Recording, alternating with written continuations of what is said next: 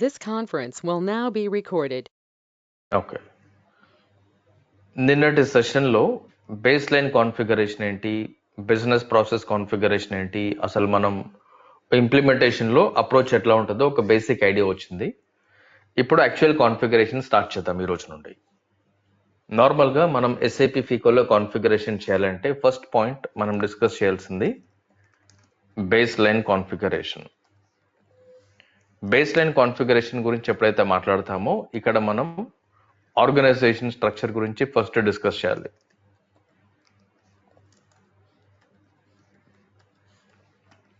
Organisation structure.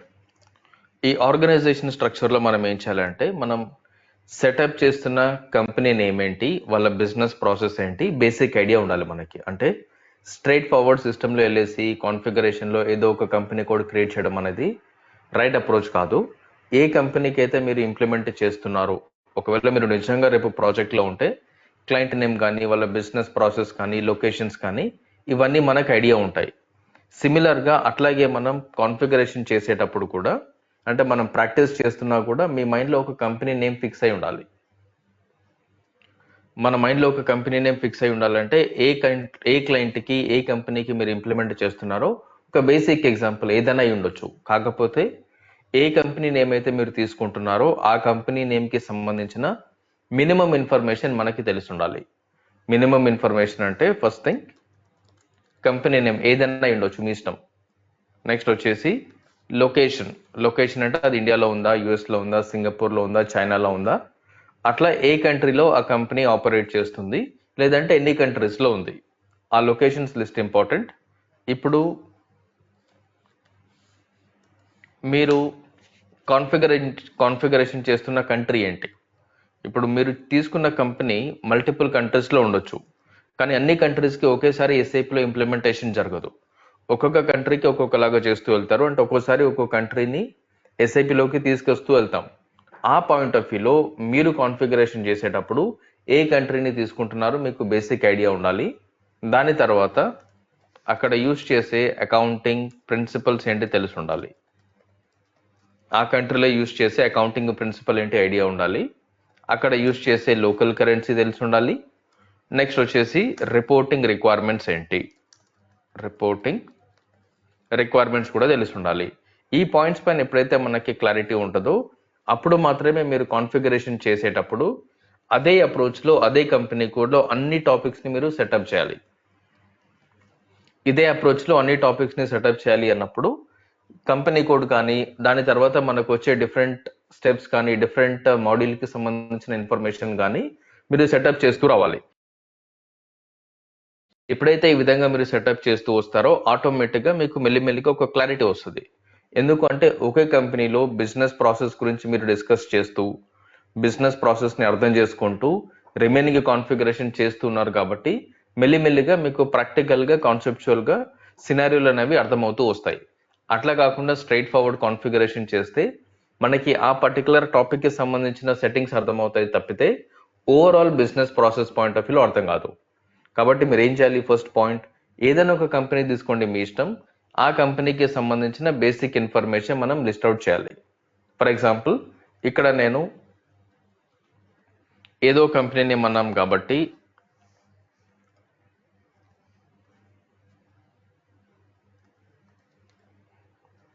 For example Motorola mobiles India limited అని create చేస్తాను.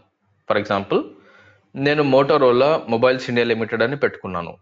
ఇక్కడ నేను మోటోరోలా మొబైల్స్ ఇండియా లిమిటెడ్ అని పెట్టుకున్నానంటే నేను మోటోరోలా బ్రాండ్ గురించి ఆర్ మోటోరోలా కంపెనీ గురించి మాట్లాడుతున్నాను అనేది పాయింట్. ఇక్కడ ఎప్పుడైతే నేను మోటోరోలా కంపెనీ గురించి మాట్లాడుతున్నానో నేనేం చేయాలి, మోటోరోలా అనే ఆర్గనైజేషన్ గురించి బేసిక్ ఇన్ఫర్మేషన్ నాకు ఐడియా ఉండాలి.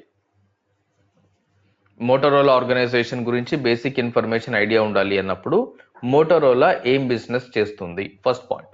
ఫర్ ఎగ్జాంపుల్ మోటోరోలా వచ్చేసి మొబైల్ బిజినెస్ చేస్తుంది.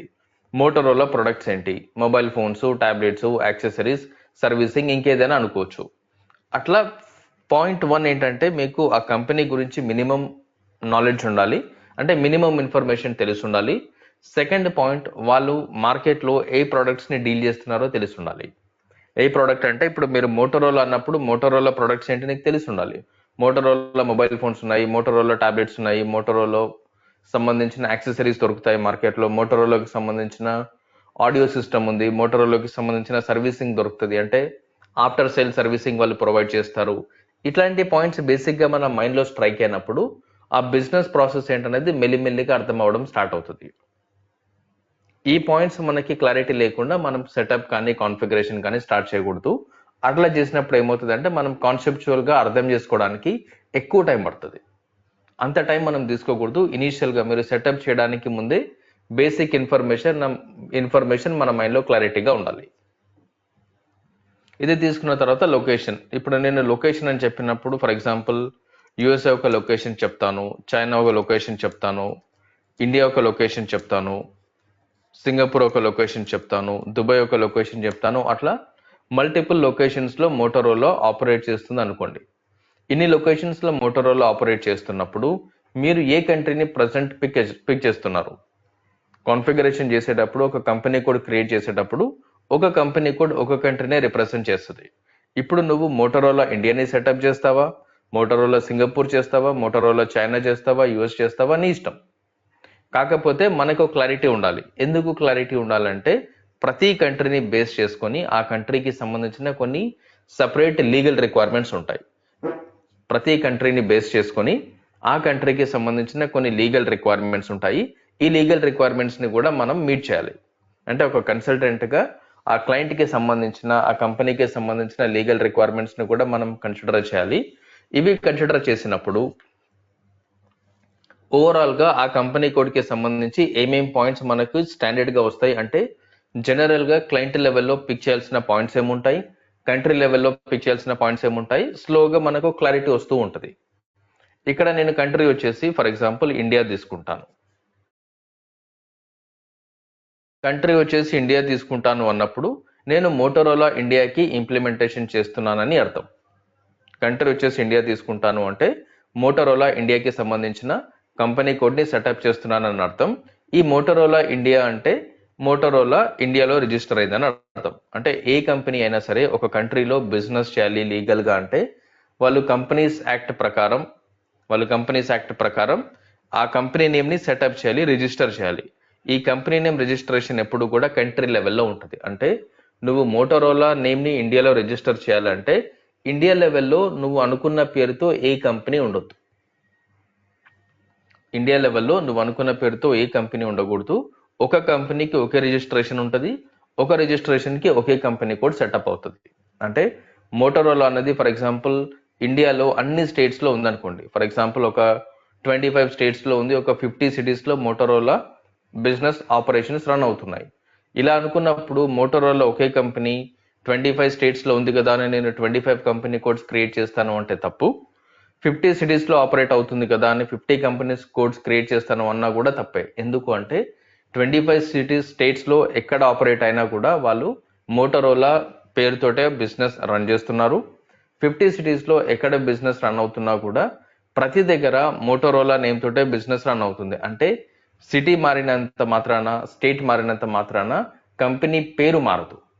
సేమ్ పేరుతో వాళ్ళు బిజినెస్ రన్ చేస్తున్నారు కాబట్టి ఆ పేరుతో ఒకే రిజిస్ట్రేషన్ కంట్రీ లెవెల్లో జరిగింది కాబట్టి ఈ కంట్రీ లెవెల్లో మీకు లీగల్ రిజిస్ట్రేషన్ జరుగుతుంది. కంట్రీ లెవెల్లో లీగల్ రిజిస్ట్రేషన్ జరుగుతుంది.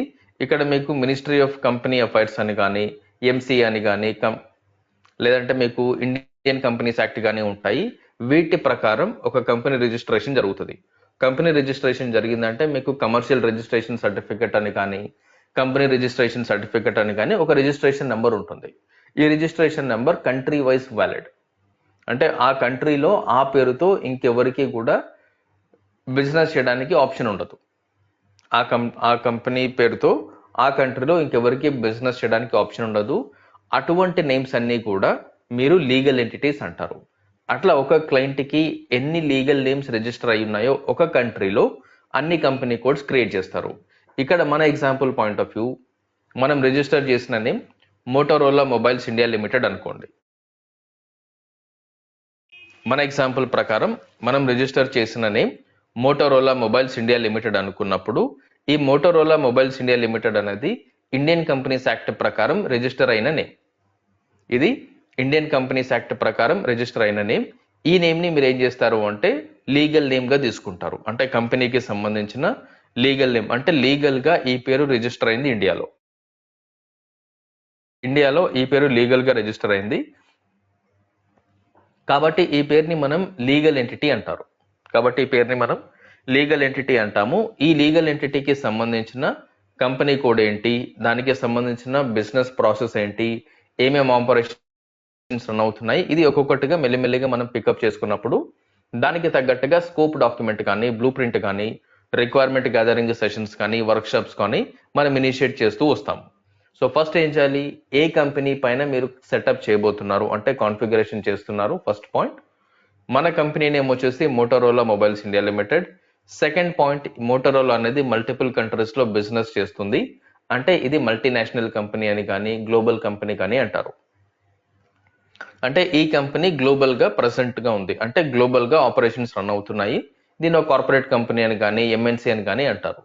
ఇన్ని కంట్రీస్ లో ఇది ఆపరేట్ చేస్తున్నప్పుడు ప్రజెంట్ నీ స్కోప్ ఆఫ్ వర్క్ ఏంటి, మన స్కోప్ ఆఫ్ వర్క్ అన్నప్పుడు ఏ కంట్రీకి మీరు ఇంప్లిమెంట్ చేస్తున్నారు. ఫర్ ఎగ్జాంపుల్ ప్రజెంట్ మనం ఇండియాకి ఇంప్లిమెంట్ చేస్తున్నాము. ప్రజెంట్ ఇండియాకి మనం ఇంప్లిమెంట్ చేస్తున్నాము అన్నప్పుడు మోటోరోలా ఇండియా అనేది మీ లీగల్ ఎంటిటీ అవుతుంది.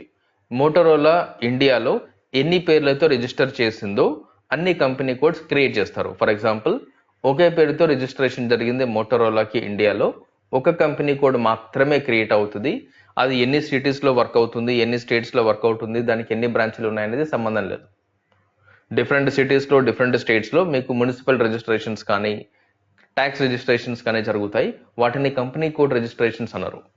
కంపెనీ నేమ్ రిజిస్ట్రేషన్ ఎప్పుడు కూడా కంట్రీ లెవెల్లో ఉంటుంది. మీకు డిఫరెంట్ సిటీ లెవెల్లో స్టేట్ లెవెల్లో ట్యాక్స్ రిజిస్ట్రేషన్స్ జరుగుతాయి. ట్యాక్స్ రిజిస్ట్రేషన్ కి కంపెనీ కోడ్ ఉండదు, ట్యాక్స్ రిజిస్ట్రేషన్ కి కంపెనీ కోడ్ ఉండదు. అక్కడ మీరు కొంచెం కేర్ఫుల్ గా ఉండాలి. చాలా మంది అక్కడ కన్ఫ్యూజ్ అయిపోయి హైదరాబాద్ లో ఉంది, ముంబైలో ఉంది, చెన్నైలో ఉంది అంటే 3 కంపెనీ కోడ్లు క్రియేట్ చేస్తారు. అది wrong. Right, country point of వ్యూలో రిజిస్టర్ చేసిన నేమ్ ని బేస్ చేసుకుని మాత్రమే మీరు కంపెనీ కోడ్ క్రియేట్ చేయాలి. ఇంకా ఏ పాయింట్ కూడా ఇక్కడ పిక్చర్ లోకి రాదు. దీని తర్వాత అకౌంటింగ్ ప్రిన్సిపల్ ఏంటి, ఇప్పుడు మీరు ఇండియా కంపెనీ కోడ్ గురించి మాట్లాడుతున్నారు కాబట్టి ఇండియాలో అకౌంటింగ్ ఎట్లా జరుగుతుంది మీకు తెలియాలి.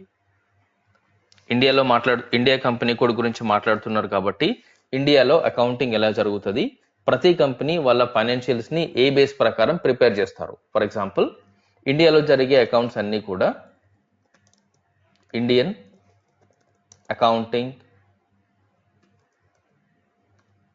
స్టాండర్డ్స్ అంటే ఐఏఎస్.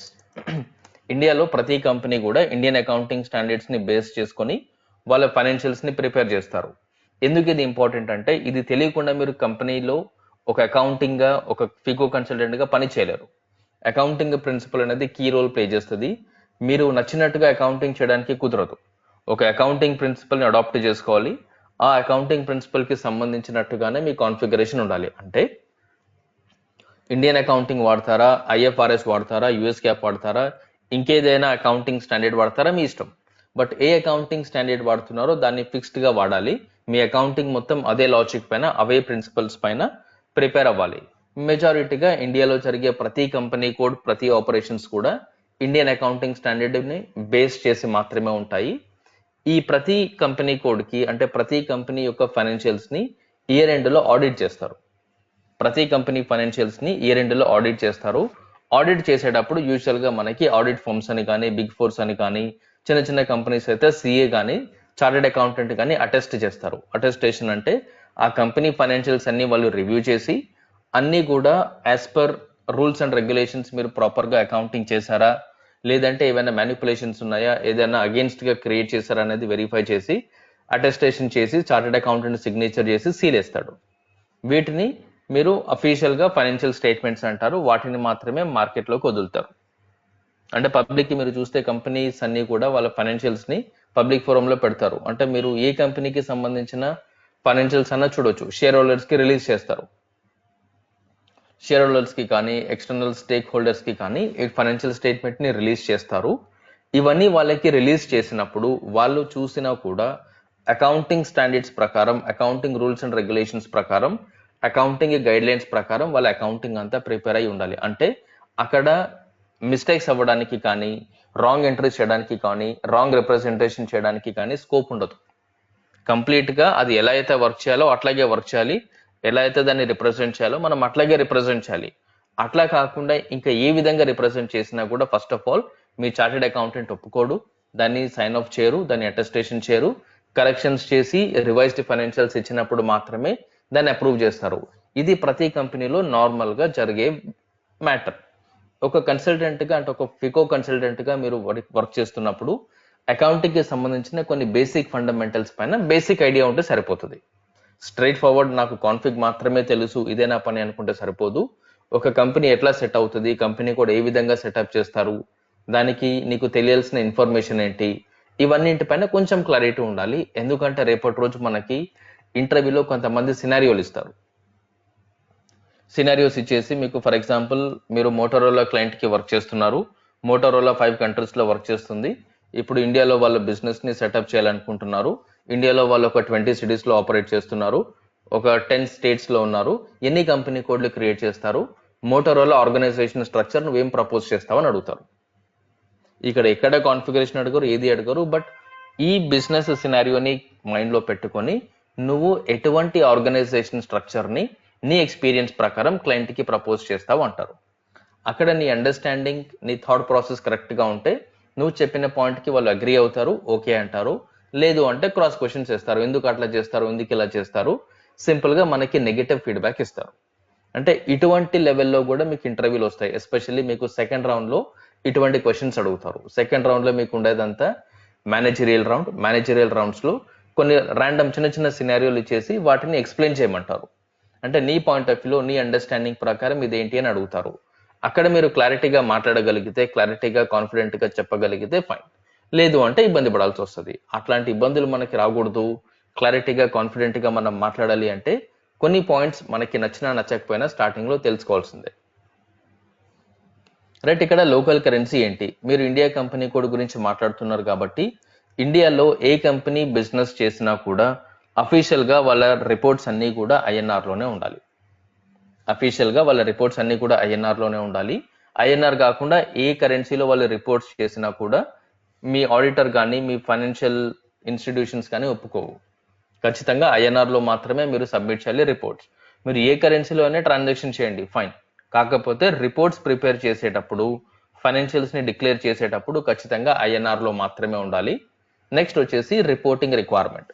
ఈ మోటరోలాకి ఏమేమి రిపోర్టింగ్ రిక్వైర్మెంట్స్ ఉన్నాయి, మోటరోలాకి ఏమేమి రిపోర్టింగ్ రిక్వైర్మెంట్స్ ఉన్నాయి అంటే ప్రతి కంపెనీకి కొన్ని రిపోర్టింగ్ స్టాండర్డ్స్, కొన్ని రిపోర్టింగ్ రిక్వైర్మెంట్స్ ఉంటాయి. ఆ రిపోర్టింగ్ స్టాండర్డ్స్ ఏంటి, రిపోర్టింగ్ రిక్వైర్మెంట్స్ ఏంటి, బేసిక్ గా మనకి ఐడియా ఉండాలి. ఇక్కడ మనకి 2 టైప్స్ ఆఫ్ రిపోర్టింగ్స్ బేసిక్ గా మాట్లాడుకుంటాము. ఒకటి వచ్చేసి లోకల్ రిపోర్టింగ్ అంటారు, ఇంకొకటి వచ్చేసి గ్రూప్ రిపోర్టింగ్ అంటారు. ఒకటి వచ్చేసి లోకల్ రిపోర్టింగ్, ఇంకోటి వచ్చేసి గ్రూప్ రిపోర్టింగ్. లోకల్ రిపోర్టింగ్ అంటే మీరు ఎక్కడైతే వర్క్ చేస్తున్నారో, అంటే మీరు ఎక్కడైతే బిజినెస్ చేస్తున్నారో ఆ కంట్రీలో చేసే రిపోర్టింగ్ ని లోకల్ రిపోర్టింగ్ అంటారు.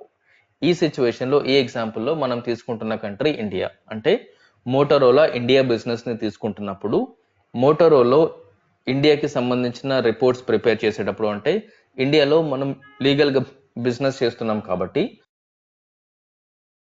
కొన్ని రిపోర్ట్స్ ప్రిపేర్ చేయాలి. రిపోర్ట్స్ ప్రిపేర్ చేసి ఇండియన్ కంపెనీస్ యాక్ట్ కి కానీ, ఇన్కమ్ ట్యాక్స్ అథారిటీస్ కి కానీ మనం రిపోర్ట్స్, ఫైనాన్షియల్స్ ని సబ్మిట్ చేయాలి.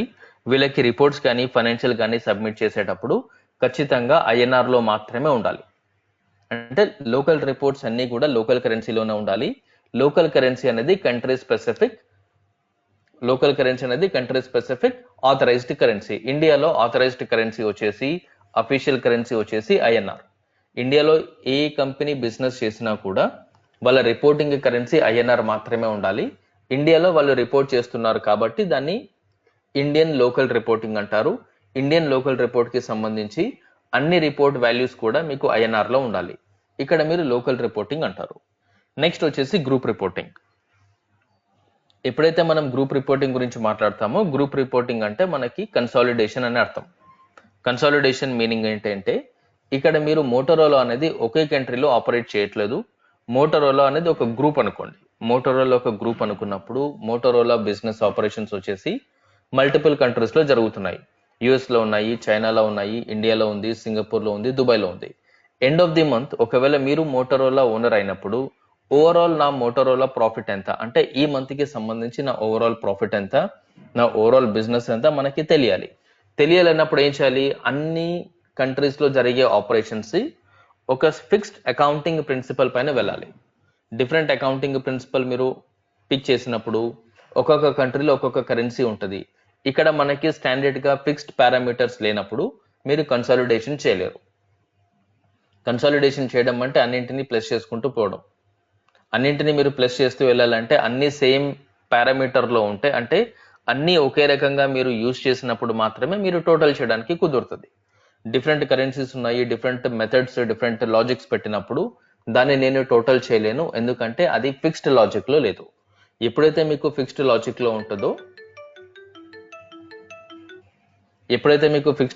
ఉంటుందో అప్పుడు మాత్రమే మీరు దాన్ని టోటల్ చేయడానికి, కన్సాలిడేషన్ చేయడానికి కుదురుతుంది.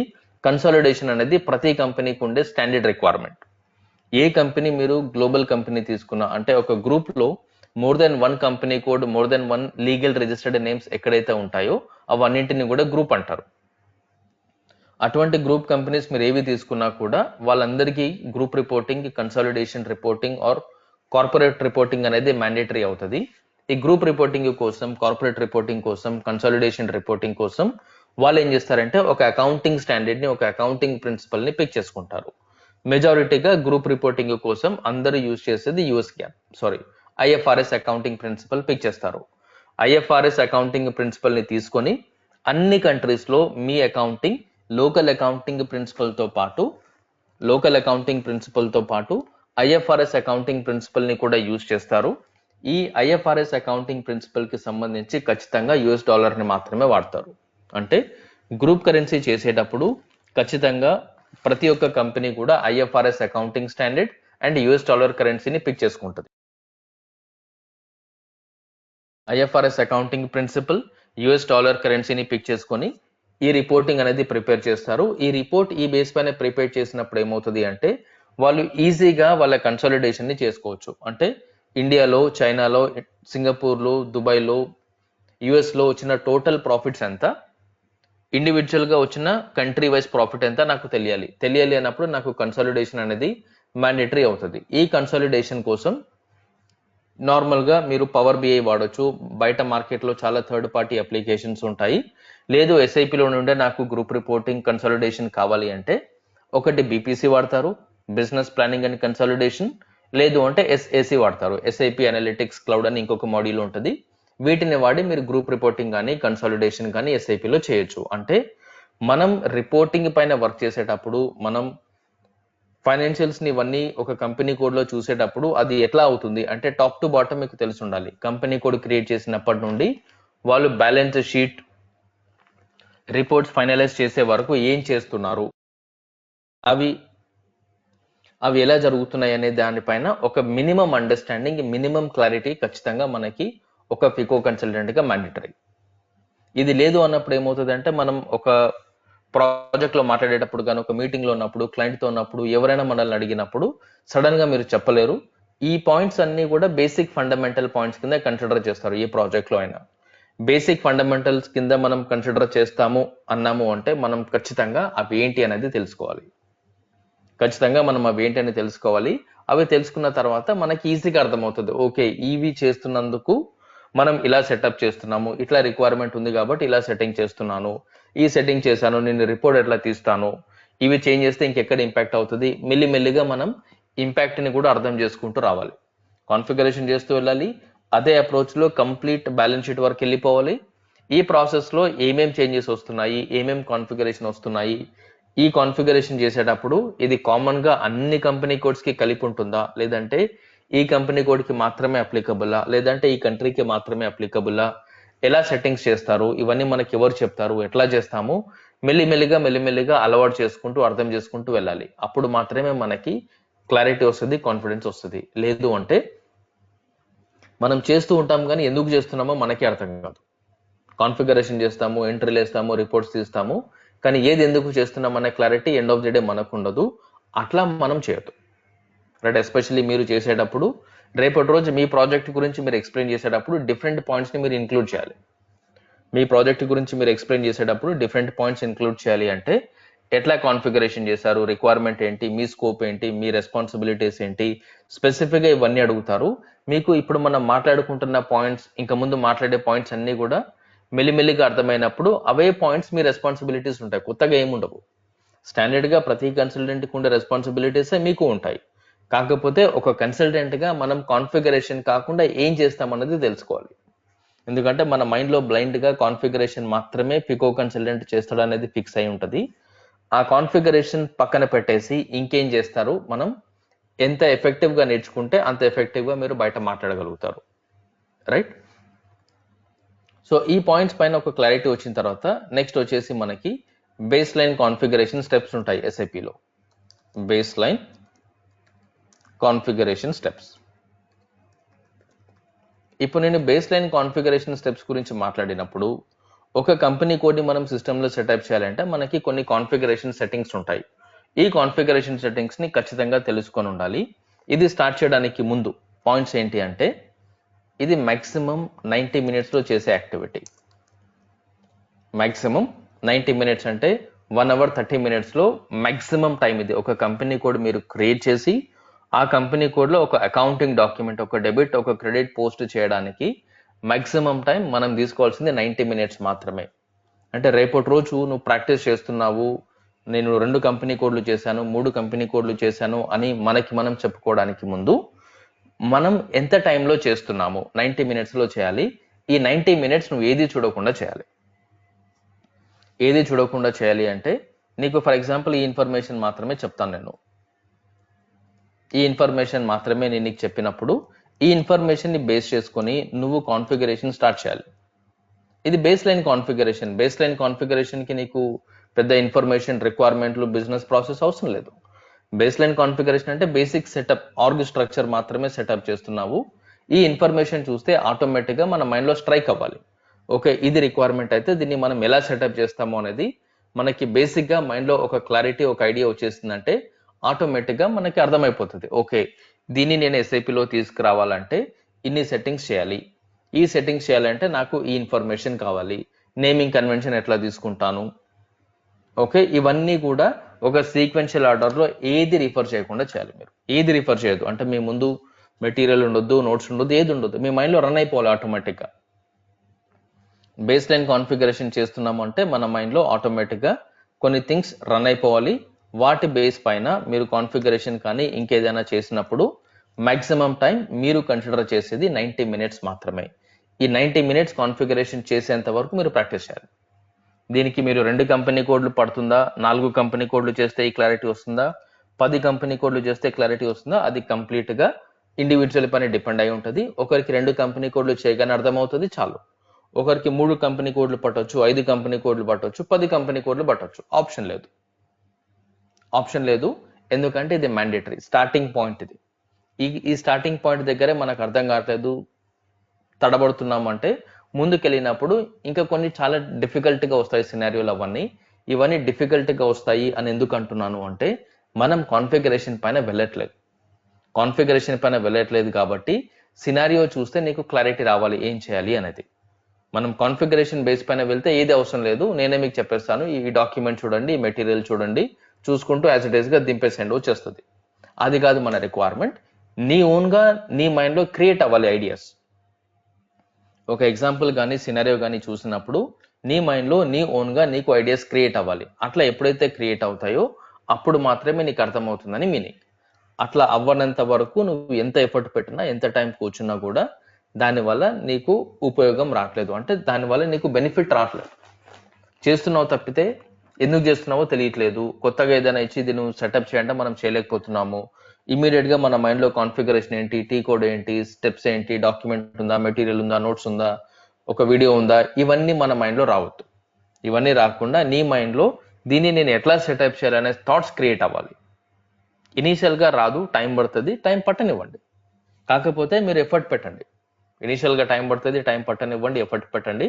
నేను హెల్ప్ చేస్తాను, ఎట్లా ఆలోచించాలి, ఎట్లా మనం ఎర్రర్స్ ఎట్లా వస్తున్నాయి, ఎందుకు ఎర్రర్ వచ్చింది, మీరు ఎక్కడ మిస్ అయ్యారు, యాక్చువల్గా దాన్ని ఎట్లా ఆలోచించాలి, దానికి ఎట్లా సొల్యూషన్ ఇవ్వాలి, మనం ఎట్లా ఆలోచించాము, మనం ఎలా సొల్యూషన్ ఇస్తున్నాము, ఏ పాయింట్ ఆఫ్ వ్యూలో మనం మిస్ అవుతున్నాం అనేది మెల్లిమెల్లిగా మనకి క్లారిటీ వచ్చింది, ఐడియా వచ్చింది అంటే అదే మీ ఇంప్రూవ్మెంట్.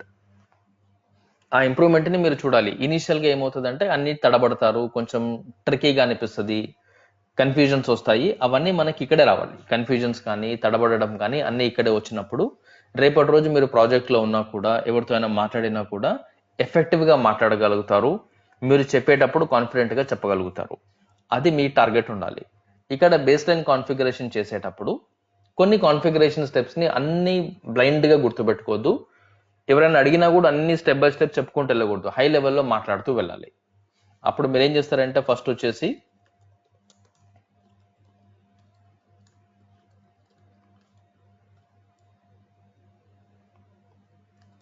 డిఫైన్ కంపెనీ ఒకటి ఉంటుంది. కంపెనీని క్రియేట్ చేయాలి. దాని తర్వాత డిఫైన్ కంపెనీ కోడ్ ఒకటి చేయాలి. దీని తర్వాత ఈ కంపెనీ కోడ్ని అసైన్మెంట్ చేయాలి. ఇక్కడ వచ్చేసి assign company code to company, ఇది ఒక స్టెప్ చేయాలి. ఈ మూడింటిని కలిపి ఒక స్టెప్ అంటాం మనం, అంతే. ఈ మూడింటిని కలిపితే ఒక కాన్ఫిగరేషన్ స్టెప్. అది ఇది అన్ని సపరేట్గా పెట్టవద్దు. ఈ మూడు కలిపితేనే నీ కంపెనీ సెటప్ అయిందని అర్థం. ఎస్ఎఫ్పిలో కంపెనీ సపరేట్గా, కంపెనీ కోడ్ సపరేట్గా, అసైన్మెంట్ని సపరేట్గా గుర్తుపెట్టుకోదు. ఒక కంపెనీ కోడ్ క్రియేట్ చేస్తున్నావు అంటే ఈ మూడు నీ మైండ్లో ఇమీడియట్గా వచ్చేయాలి. Company code, assignment of company to company code మ్యాండేటరీగా నీ మైండ్లో వచ్చేయాలి. దాని తర్వాత ఇవన్నీ ఎక్కడ ఉంటాయి, ట్రాన్సాక్షన్ కోడ్ ఏంటి, మెల్లిమెల్లిగా మనకి క్లారిటీ ఉండాలి. అవి నేను ఇప్పుడు రాయట్లేదు, ఎందుకంటే మీ ఫోకస్ కాన్ఫిగరేషన్ టీ కోడ్ల పైన ఉండొద్దు. అవి ఏం చేస్తాము అంటే మనం ఒక కంపెనీ కోడ్ని సిస్టంలో సెటప్ చేయాలంటే ఏ పాయింట్స్ మనకి తెలిసి ఉండాలో అవి మాత్రమే ఫస్ట్ అర్థం చేసుకుందాము. తర్వాత కాన్ఫిగరేషన్ ఇదంతా సింపుల్ 1 సెషన్లో అయిపోతుంది. దీని తర్వాత సెకండ్ పాయింట్ వచ్చేసి మీకు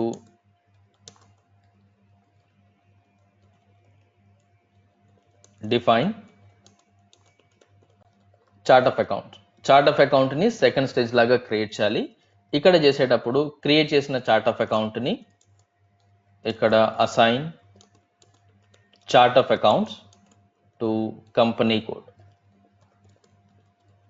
దీని తర్వాత మళ్ళీ మనం అకౌంట్ గ్రూప్స్ని క్రియేట్ చేయాలి. దానికి డిఫైన్ అకౌంట్ గ్రూప్స్. ఫైనల్గా మనం ఒక రీటైన్డ్ ఎర్నింగ్స్ అకౌంట్ని కూడా క్రియేట్ చేయాలి. ఇక్కడ డిఫైన్ రీటైన్డ్ ఎర్నింగ్స్ అకౌంట్. ఈ 4 స్టెప్స్ని కలిపి మనం చార్ట్ ఆఫ్ అకౌంట్ కాన్ఫిగరేషన్ అంటారు. అంటే చార్ట్ ఆఫ్ అకౌంట్ క్రియేట్ చేయాలి అంటే ఈ 4 స్టెప్స్ మీకు తెలిసి ఉండాలి. చార్ట్ ఆఫ్ అకౌంట్ క్రియేట్ చేయాలి, చార్ట్ ఆఫ్ అకౌంట్ని కంపెనీ కోడ్కి అసైన్మెంట్ చేయాలి, అకౌంట్ గ్రూప్స్ని క్రియేట్ చేయాలి, రీటైన్డ్ ఎర్నింగ్స్ అకౌంట్ని క్రియేట్ చేయాలి.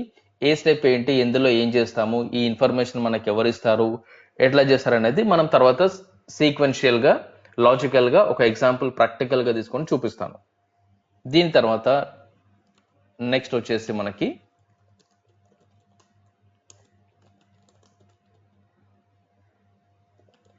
ఫిజికల్ ఇయర్ వేరియంట్ అనేది ఉంటుంది. ఈ ఫిజికల్ ఇయర్ వేరియంట్కి కూడా సేమ్. ఫస్ట్ క్రియేట్ చేయాలి కాబట్టి define physical year variant. Create చేసిన ఫిజికల్ ఇయర్ వేరియంట్ని మన కంపెనీ కోడ్కి లింక్ చేయాలి. లింక్ చేయాలి అంటే అసైన్మెంట్ ఉంటుంది. Same thing, assign physical year variant to company code. Next వచ్చేసి physical year variant first create చేసిన తర్వాత నెక్స్ట్ థింగ్ వచ్చేసి అసైన్మెంట్ of physical year variant to company code. అంటే కంపెనీ కోడ్కి ఫిజికల్ ఇయర్ వేరియంట్ని మనం అసైన్ చేయాలి. దీన్ని ఇంకొక స్టెప్ అంటారు. ఇది ఫిజికల్ ఇయర్కి సంబంధించిన కాన్ఫిగరేషన్. ఎప్పుడైతే ఫిజికల్ ఇయర్ ఉంటుందో ఇమీడియట్గా దానికి సంబంధించి పోస్టింగ్ పీరియడ్ వేరియంట్ ఉంటుంది. పాయింట్ నెంబర్ 4 వచ్చేసి define posting period variant. Posting period variant create చేసినప్పుడు ఈ వేరియంట్ని కూడా assign posting period variant to company code. Posting period వేరియంట్ని కూడా మనం కంపెనీ కోడ్కి అసైన్ చేయాలి. దీని తర్వాత ఫైనల్గా open and close periods. Last step వచ్చేసి ఈ పోస్టింగ్ పీరియడ్ వేరియంట్లో ఉన్న పీరియడ్స్ని ఓపెన్ చేయడం క్లోజ్ చేయడం అనేది ఇంకొక యాక్టివిటీ. దీన్ని కూడా నేను మళ్ళీ క్రియేట్ చేస్తాను. ఇది ఒక బాక్స్లో పెట్టేసుకుంటాము. ఇది 4th స్టెప్. దీని తర్వాత మీకు వచ్చేసి ఫీల్డ్ స్టేటస్ వేరియంట్ ఉంటుంది. డిఫైన్ ఫీల్డ్ స్టేటస్ వేరియంట్ ఒక step. Field status variant create అయిన తర్వాత దీన్ని మళ్ళీ అసైన్ చేయాలి. Assign field status variant to company code. Create చేసిన ఫీల్డ్ స్టేటస్ వేరియంట్ని కంపెనీ కోడ్కి అసైన్ చేయాలి. ఇక్కడ మీరు నోటీస్ చేస్తూ వస్తూ ఉంటే ప్రతి పాయింట్లో కూడా మనం ఏం చేస్తున్నాము, ఒకటి క్రియేట్ చేస్తున్నాము. క్రియేట్ చేసిన దాన్ని ఇమీడియట్గా కంపెనీ కోడ్కి అసైన్మెంట్ అనేది కామన్గా వస్తూ ఉంది. క్రియేట్ చేసిన ప్రతి సెట్టింగ్ మీ కంపెనీ కోడ్కి అసైన్మెంట్ లాగా ప్రతి దగ్గర వస్తుంది. అంటే మీరు ఏ కాన్ఫిగరేషన్ చేసినా కూడా అది కంపెనీ కోడ్ స్పెసిఫిక్ ఉండదు. ఏ కాన్ఫిగరేషన్ చేసినా కంపెనీ కోడ్ స్పెసిఫిక్ ఉండదు. ఎందుకు ఉండదు అంటే మీరు కంపెనీ కోడ్ స్పెసిఫిక్ కాన్ఫిగరేషన్స్ చేయరు. ఎప్పుడు చేసినా కూడా గ్రూప్ లెవెల్లో, క్లయింట్ లెవెల్లో కాన్ఫిగ్ చేస్తారు. గ్రూప్ లెవెల్, క్లయింట్ లెవెల్ అంటే ఇక్కడ మీ గ్రూప్ అయినా క్లయింట్ అయినా Motorola.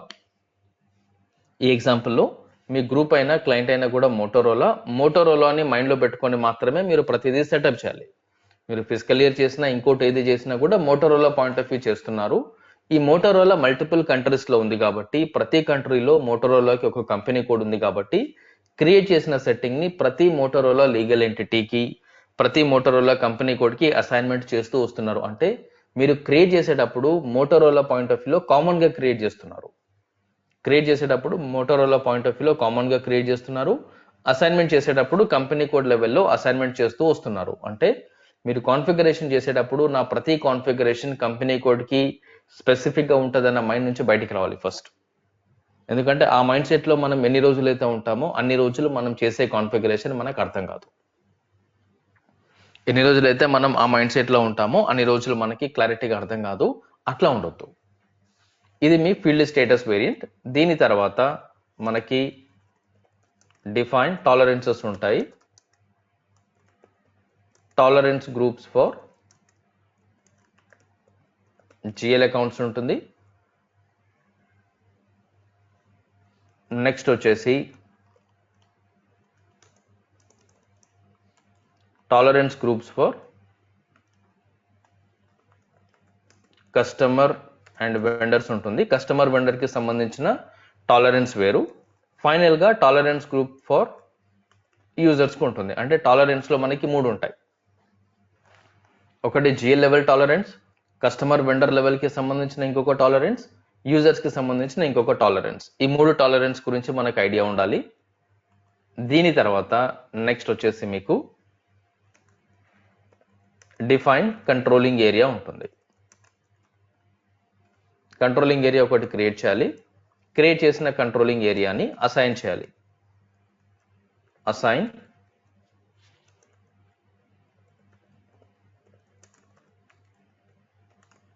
Controlling area to company code. Create చేసిన కంట్రోలింగ్ ఏరియాని కంపెనీ కోడ్కి అసైన్ చేయాలి. ఫైనల్గా activate components of controlling area. Controlling ఏరియాలో మనకి డిఫరెంట్ కాంపోనెంట్స్ ఉంటాయి. ఈ కాంపోనెంట్స్ని మళ్ళీ మనం యాక్టివేట్ చేయాలి. ఈ పాయింట్స్ మనకి క్లారిటీ ఉండాలి. దీని తర్వాత వచ్చేసి మీకు నెక్స్ట్ పాయింట్ వచ్చేసి ట్యాక్స్ ప్రొసీజర్ ఉంటుంది. Define tax procedure. నెక్స్ట్ వచ్చేసి assign tax procedure to country.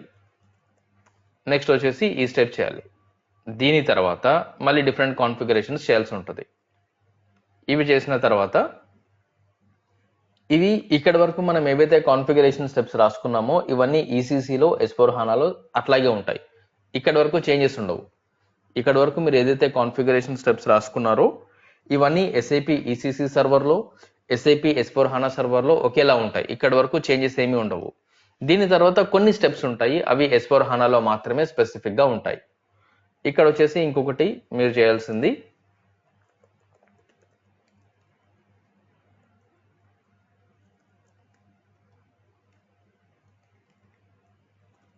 Define document splitting configuration. Document splitting కి సంబంధించి కొన్ని కాన్ఫిగరేషన్ స్టెప్స్ చేయాల్సి ఉంటుంది, అవి చేయాలి. డాక్యుమెంట్ స్ప్లిట్టింగ్ కి సంబంధించి కొన్ని సెట్టింగ్స్ ఉంటాయి, వాటిని చేయాలి. దాని తర్వాత మనం ప్రాఫిట్ సెంటర్ అకౌంటింగ్ ని యాక్టివేట్ చేయాలి. యాక్టివేట్ ప్రాఫిట్ సెంటర్ అకౌంటింగ్, ఇది ఒక సపరేట్ స్టెప్. దీని తర్వాత మీరు వచ్చేసి డిఫైన్ COFI ఇంటిగ్రేషన్. సిఓకి ఎఫ్ఐకి సంబంధించిన ఒక ఇంటిగ్రేషన్ స్టెప్ ఉంటుంది. ఇది మీరు S/4HANAలో మాత్రమే స్పెసిఫిక్ గా చేయాల్సి ఉంటుంది. ఈ కాన్ఫిగరేషన్ చేసిన తర్వాత ఫైనల్ గా మీరు ఏం చేస్తారు అంటే perform company code consistency check. Company code కి సంబంధించిన కన్సిస్టెన్సీ చెక్ అనే ఒక స్టెప్ ఉంటుంది. ఈ కన్సిస్టెన్సీ చెక్ చేయాలి. ఈ కన్సిస్టెన్సీ చెక్ చేస్తున్నారు అంటే మీరు ఇప్పటివరకు చేసిన కాన్ఫిగరేషన్ రైట్ ఆర్ రాంగ్ అనేది SAP వెరిఫై చేస్తుంది. ఇది ఎక్స్క్లూజివ్ గా S/4HANA సిస్టమ్స్ లో మాత్రమే ఉంటుంది. ECC సిస్టమ్ లో ఈ వెరిఫికేషన్ ఇదంతా ప్రాసెస్ ఉండదు. S/4HANAలో ఎందుకంటే HANA డేటాబేస్ ప్రకారం, HANA ఆర్కిటెక్చర్ ప్రకారం ప్రతి కంపెనీ కోడ్ కొన్ని బేసిక్ పారామీటర్స్ ని సాటిస్ఫై చేయాలి. మీరు క్రియేట్ చేసిన కంపెనీ కోడ్ ఈ బేసిక్ పారామీటర్స్ ని మీట్ అవుతుందా లేదా అనేది సిస్టమ్ వెరిఫై చేస్తుంది. అన్ని పారామీటర్స్ ని మీ కంపెనీ కోడ్ మీట్ చేస్తుంది అంటే కన్సిస్టెన్సీ చెక్ పాస్డ్ అని వస్తుంది. కన్సిస్టెన్సీ చెక్ పాస్డ్ అని వచ్చింది అంటే ఇది ఫైన్. ఒకవేళ కన్సిస్టెన్సీ చెక్ పాస్ రాలేదు అంటే ఏదో మిస్ అవుతుందని అర్థం. అక్కడ మనకి ఏమేమి మిస్ అవుతాయి అంటే కొన్ని స్టాండర్డ్ గా వచ్చే పాయింట్స్ వచ్చేసి, ఇప్పుడు దీన్ని నేను కిందికి తీసుకెళ్ళినప్పుడు జనరల్ గా మనకి కన్సిస్టెన్సీ చెక్ ఎందుకు ఫెయిల్ అవుతుంది అంటే ఇక్కడ నేను పాయింట్ నెంబర్ 12 పెడతాను. Define non leading ledger. Non leading ledger అనేది ఖచ్చితంగా మీరు క్రియేట్ చేయాలి. నాన్ లీడింగ్ లెడ్జర్ లేకుండా మీ కంపెనీ కోడ్ క్రియేట్ అవ్వద్దు. మీరు ఏ కంపెనీ కోడ్ క్రియేట్ చేసినా నాన్ లీడింగ్ లెడ్జర్ ఖచ్చితంగా క్రియేట్ చేయాలి. థర్డ్ వన్ వచ్చేసి డిఫైన్ కరెన్సీ కన్వర్షన్ సెట్టింగ్స్. ఈ కరెన్సీ కన్వర్షన్ సెట్టింగ్స్ కూడా ఖచ్చితంగా క్రియేట్ చేయాలి. రైట్. దీని తర్వాత మీరు కన్సిస్టెన్సీ చెక్ పాస్ చేయాలి. అంటే కన్సిస్టెన్సీ చెక్ పాస్ చేయడానికి ముందు మ్యాండేటరీగా ఈ రెండు గుర్తుపెట్టుకోవాలి. నాన్ లీడింగ్ లెడ్జర్ ఒకటి ప్లస్ కరెన్సీ కన్వర్షన్ సెట్టింగ్స్. దీని తర్వాత మీరు కన్సిస్టెన్సీ చెక్ చేస్తారు. కన్సిస్టెన్సీ చెక్ అయిన తర్వాత కొన్ని సడన్ చేంజెస్ ఉంటాయి. అంటే ఇక్కడ మీరు మళ్ళీ ఇది కాన్ఫిగరేషన్ కింద రాదు. ఇక్కడ మనం మాస్టర్ డేటా క్రియేట్ చేయాలి. మాస్టర్ డేటా క్రియేట్ చేస్తున్నాము అన్నప్పుడు అసలు మాస్టర్ డేటా ఏంటి అంటే ఐడియా ఉండాలి. మాస్టర్ డేటా అంటే ఏంటి ఐడియా ఉండాలి. ఇప్పుడు ఫికో పాయింట్ ఆఫ్ వ్యూలో మాస్టర్ రికార్డ్స్ ఏంటి, GL అకౌంట్ అంటారు, కస్టమర్ అంటారు, వెండర్ అంటారు, ప్రాఫిట్ సెంటర్, కాస్ట్ సెంటర్, ఇవన్నీ ఏంటి, ఇవన్నీ ఎందుకు క్రియేట్ చేయాలి, లాజికల్ గా మనం ఒక్కొక్కటి అర్థం చేసుకుంటూ వెళ్ళి క్రియేట్ చేసి ఎంట్రీ వేసి చూస్తే మనకు క్లారిటీ వచ్చేస్తుంది. ఓకే, ఇది నా రిక్వైర్మెంట్, ఇది నా సినారియో అయినప్పుడు ఈ అప్రోచ్ లో నేను ముందుకెళ్ళాలి. ఆ క్లారిటీ మనకి ఉన్నంత వరకు మీరు ఏ వేలో ప్రాక్టీస్ చేసినా ఇబ్బంది లేదు. ఆ క్లారిటీ లేదన్నప్పుడు మీరు ఎలా ప్రాక్టీస్ చేసినా ప్రాబ్లమే అవుతుంది. ఎందుకంటే ఎండ్ ఆఫ్ ది డే మనం కన్ఫ్యూజ్ అయిపోతాం. ఆ కన్ఫ్యూజన్ రావద్దు. నెక్స్ట్ వచ్చేసి మాస్టర్ డేటా అయిన తర్వాత ట్రాన్సాక్షన్ డేటా క్రియేట్ చేయాలి. ట్రాన్సాక్షన్ డేటా తర్వాత రిపోర్ట్స్ చూడాలి. ఈ కాన్ఫిగరేషన్ స్టెప్స్ అన్ని చేసిన తర్వాత కన్సిస్టెన్సీ చెక్ చేసిన తర్వాత మాస్టర్ డేటా క్రియేట్ చేయాలి. మాస్టర్ డేటా క్రియేట్ చేసిన తర్వాత ట్రాన్సాక్షన్ డేటా క్రియేట్ చేయాలి. దాని తర్వాత రిపోర్ట్స్ చూడాలి. ఇక్కడ రిపోర్ట్స్ ఏదైతే మీరు మాట్లాడుతున్నారో ఈ రిపోర్ట్ కి సంబంధించిన బేసిక్ ఇన్ఫర్మేషన్ మీకు తెలిసి ఉండాలి. రిపోర్ట్ కి సంబంధించిన బేసిక్ ఇన్ఫర్మేషన్ అంటే మీరు కాన్ఫిగరేషన్ అంతా చేశారు, బానే ఉంది, ఎంట్రీలు వేశారు, బానే ఉంది, మాస్టర్ డేటా క్రియేట్ చేశారు, బానే ఉంది, రిపోర్ట్ పుల్ చేశారు, బానే ఉంది, ఏదో ఒక అవుట్పుట్ వచ్చింది, బానే ఉంది. కానీ మీరు చేసింది రైట్ ఆర్ రాంగ్ అనేది ఎవరు చెప్పాలి? మనం కాన్ఫిగరేషన్ స్టెప్స్ చేస్తూ పోతూ ఉంటే అక్కడ ప్రాబ్లం లేనంత వరకు, ఎర్రర్ రానంత వరకు సిస్టమ్ అలౌ చేస్తూ ఉంటుంది. ఎర్రర్ లేనంత వరకు, ప్రాబ్లం లేనంత వరకు సిస్టమ్ మీరు చేసే స్టెప్స్ అన్ని కూడా అలౌ చేస్తుంది, సేవ్ చేస్తుంది. ఎప్పుడైతే అక్కడ ప్రాబ్లం ఉంటుందో స్టిల్ కొన్నిసార్లు సెట్టింగ్స్ సేవ్ అవుతాయి. మీరు ఎంట్రీస్ వేసిన తర్వాత, రికార్డ్స్ క్రియేట్ చేసిన తర్వాత ఎప్పుడైతే రిపోర్ట్స్ పుల్ చేసి చూస్తారో ఆ రిపోర్ట్స్ చూసేటప్పుడు మనకి క్లారిటీ ఉండాలి. నేను ఏం ఎంట్రీ వేశాను, ఏం రిపోర్ట్ చూస్తున్నాను, ఏం డేటా రావాలి. అంటే రిపోర్ట్ వచ్చింది కదా, అవుట్పుట్ కనబడుతుంది కదా అనుకుంటే సరిపోదు. అది ఫికో కన్సల్టెంట్ గా మీరు ఫెయిల్ అయినట్టు. అట్లా చూస్తున్నారు అంటే ఒక ఫికో కన్సల్టెంట్ గా మీరు ఫెయిల్ అయినట్టు. ఒక ఫికో కన్సల్టెంట్ గా మీరు రైట్ వేలో సిస్టమ్ ని చూస్తున్నారు అంటే దానికి మీనింగ్ ఏంటి అంటే, ఏ రిపోర్ట్ మీరు చూసినా కూడా మీరు ఫస్ట్ పుల్ చేస్తున్న రిపోర్ట్ ఏంటి, క్లారిటీ ఉండాలి. మాస్టర్ డేటాకి సంబంధించిన రిపోర్ట్ చూస్తున్నారా, లేదు ట్రాన్సాక్షన్ కి సంబంధించిన రిపోర్ట్ చూస్తున్నారా, ఆ రిపోర్ట్ కి సంబంధించి మీ ఇన్పుట్ ఏమి ఇస్తున్నారు, అంటే ఏం అవుట్పుట్ కావాలో దానికి రిలవెంట్ గా ఇన్పుట్ ఇవ్వాలి. ఇన్పుట్ ఇచ్చినప్పుడు మీ ఇన్పుట్ ని బేస్ చేసుకొని సిస్టమ్ ఒక లాజిక్ ని, ప్రోగ్రామ్ ని బ్యాక్ ఎండ్ లో రన్ చేసి మీకు అవుట్పుట్ లో డేటా ప్రొవైడ్ చేస్తుంది. ఈ వచ్చిన రిపోర్ట్ అవుట్పుట్ డేటాని మీరు వెరిఫై చేయాలి, అంటే రైట్ ఆర్ రాంగ్. నాకు ఎలా తెలుస్తుంది రైట్ రాంగ్ అనేది? ఇప్పుడు ప్రాక్టీస్ చేసేటప్పుడు కాన్ఫిగరేషన్ చేసింది మీరే, మాస్టర్స్ క్రియేట్ చేసింది మీరే, ట్రాన్సాక్షన్ వేసింది మీరే, రిపోర్ట్ చూస్తుంది కూడా మీరే. అది మీకే తెలియనప్పుడు ఇంకెవరికి తెలియదు. కాన్ఫిగ్ చేసింది మీరే, మాస్టర్ క్రియేట్ చేసింది మీరే, ట్రాన్సాక్షన్ పోస్ట్ చేసింది మీరే, రిపోర్ట్ రన్ చేసింది మీరే, అవుట్పుట్ వచ్చింది కూడా మీకే. ఏమొచ్చిందో కూడా మనకే తెలీదు. అట్లా ఉండొద్దు. అట్లా మీరు ఎంత ప్రాక్టీస్ చేసినా కూడా వేస్టే. The end of the day మీరు ఏం సినారియోలు ఎగ్జిక్యూట్ చేస్తున్నారు, ఎలా క్రియేట్ చేస్తున్నారు అనే దానిపైన క్లారిటీ ఉన్నప్పుడు మీరు కొంచెం లేట్గా నేర్చుకున్న ఎర్రర్లు వచ్చినా కూడా అది మీకు చాలా హెల్ప్ చేస్తుంది రేపటి రోజు. అట్లా హెల్ప్ చేయని కంటెంట్ మీరు పట్టుకోవద్దు. హెల్ప్ చేయని కంటెంట్ పట్టుకోకూడదు అంటే మీరు ఏది కాన్ఫిగరేషన్ చేస్తున్నా ఫస్ట్ అది అర్థం చేసుకోవడానికి ట్రై చేయండి. సినారియో ఏంటి, లాజిక్ ఏంటి, ఇది నాకు అర్థమవుతుందా లేదా. సినారియో అర్థమైంది, లాజిక్ అర్థమైంది అనుకున్నప్పుడు ఫైన్. సినారియో అర్థం అవ్వలేదు, లాజిక్ అర్థం అవ్వలేదు అంటే మీరు సినారియో పైన కూర్చోండి ఒకసారి. ఎందుకు అర్థం కావట్లేదు, మీకు నార్మల్గానే అర్థం కాలేదు అంటే సిస్టంలో ఇవన్నీ చూసినప్పుడు ఆటోమేటిక్గా మనం డైవర్ట్ అయిపోతాం. మీరైనా నేనైనా కాన్ఫిగరేషన్ సిస్టంలో వచ్చినప్పుడు మనం సిస్టమ్ పాయింట్ ఆఫ్ వ్యూ చూడడం మొదలు పెడతాము. ఎందుకు అంటే సినారియో మనకి క్లారిటీ ఉందనే ఒక ఇంటెన్షన్ ఉంటుంది. సిస్టంలోనే ఎందుకు చూస్తాము అంటే సినారియో పైన మనకి క్లారిటీ ఉంది, ఏం చేస్తున్నామో నాకు తెలుసు అన్న ఇన్ఫర్మేషన్తో అన్న ఇంటెన్షన్తో ఉంటాం కాబట్టి కాన్ఫిగరేషన్ గురించే మాట్లాడతాము. ఇక్కడ బేస్ పాయింట్ మనకి సినారియోనే క్లారిటీ లేదన్నప్పుడు మీరు కాన్ఫిగరేషన్ పైన ఎంత ఎఫర్ట్ పెట్టినా కూడా అర్థం కాదు. ఎందుకంటే మీరు చేసే ప్రతి కాన్ఫిగరేషన్ సినారియో పైన, రిక్వైర్మెంట్ పైన డిపెండ్ అయి ఉంటుంది. ఆ రిక్వైర్మెంట్ కానీ సినారియో కానీ మనకి క్లారిటీ లేదు అన్నప్పుడు మనం ఎంత ఎఫర్ట్ పెట్టినా కూడా కొంచెం కష్టపడాల్సి వస్తుంది. కొంచెం అంటే కొంచెం ఎక్కువ కష్టపడాల్సి వస్తుంది. అట్లాంటి సిచ్యువేషన్స్ తెచ్చుకోవద్దు. టైం కొంచెం ఎక్కువ ఇన్వెస్ట్ చేసినా పర్లేదు, బట్ అర్థం చేసుకున్న తర్వాతే సిస్టంలోకి ఎంటర్ అవ్వండి. మీ ఓన్ ఎగ్జాంపుల్స్ తీసుకోవడానికి ట్రై చేయండి. మనం ఎవరం కూడా ఫస్ట్ టైం ఈరోజు అకౌంటింగ్ చూడట్లేదు. ప్రతి ఒక్కరికి అకౌంటింగ్ ఏంటి, బేసిక్ ఇన్ఫర్మేషన్ ఎలా ఉంటుంది, బేసిక్ ఎంట్రీస్ ఎలా రికార్డ్ అవుతాయి అన్నీ మనకి తెలుసు. మనకి తెలిసిన అకౌంటింగ్లో నుండి కొన్ని చిన్న చిన్న ఎగ్జాంపుల్స్ తీసుకొని నాకు వచ్చిన ఎగ్జాంపుల్ని నేను సిస్టంలో చేయగలుగుతున్నానా లేదా. ఓకే, నా పాయింట్ ఆఫ్ వ్యూలో నేను ఈ ట్రాన్సాక్షన్ చేస్తే నాకు ఈ అవుట్పుట్ రావాలి, నేను ఇది క్రియేట్ చేశాను, నాకు అవుట్పుట్లో కనబడాలి. నువ్వు తీసుకున్న ఎగ్జాంపుల్సే తీసుకోండి, వాటిని మాత్రమే ఎగ్జిక్యూట్ చేయండి, చూడండి. అప్పుడు నీకు తెలుస్తుంది, ఓకే నేను అనుకున్న రిక్వైర్మెంట్ని నేను సిస్టంలో చేయగలుగుతున్నాను. అంటే రిక్వైర్మెంట్ నాకు అర్థమైన తర్వాత ఈ రిక్వైర్మెంట్ పాయింట్ ఆఫ్ వ్యూలో మాత్రమే నేను సెటప్ చేయాలి. అంటే స్ట్రైట్ ఫార్వర్డ్ నేను కాన్ఫిగరేషన్ చూసి ఇంకేదో చూసి చేస్తే వర్కౌట్ అవ్వదు. ఎందుకు? నా దగ్గర రిక్వైర్మెంట్ లేదు. రిక్వైర్మెంట్ లేకుండా, నా దగ్గర ఒక ఎగ్జాంపుల్ లేకుండా నేను సిస్టంలో కాన్ఫిగరేషన్ చేసి ర్యాండమ్గా ఏదో ఒక రికార్డ్ క్రియేట్ చేసి అవుట్పుట్ తీస్తే దాన్ని నేను వెరిఫై చేయలేను. నువ్వు వెరిఫై చేయనంత వరకు ఇది రాంగే. వెరిఫై చేయనంత వరకు రాంగే అంటే అది అప్రూవ్ ఎవరు చేయరు. నువ్వు రేపటి రోజు ప్రాజెక్ట్లో పని చేసినప్పుడు నువ్వు చేసే ప్రతి పనిని టెస్టింగ్ అప్రూవ్ చేస్తుంది.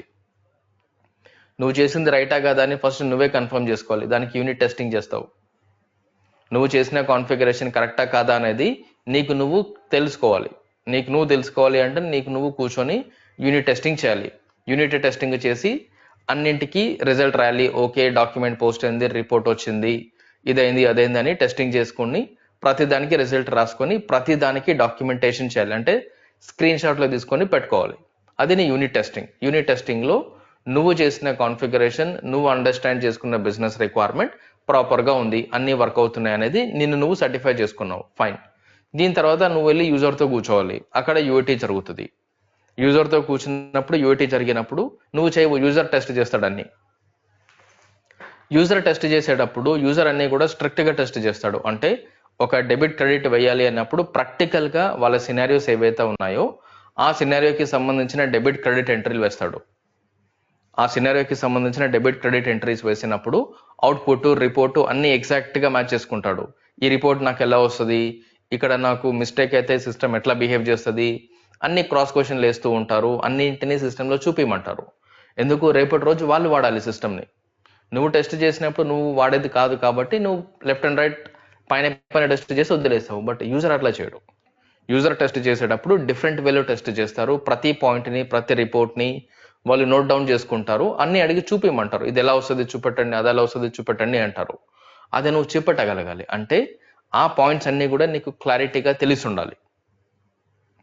ఇక్కడ అన్నీ ఓకే ఉన్నాయి, ఇబ్బంది లేదు అన్నప్పుడు యూజర్ ఏం చేస్తాడు, యూఐటీ కన్ఫర్మ్ చేస్తాడు, యూఐటీ సైన్ ఆఫ్ ఇస్తాడు. అంటే మేము టెస్టింగ్ చేసాము, అన్నీ కూడా మేము అనుకున్నట్టుగా పనిచేస్తున్నాయి అనేది చెప్తాడు.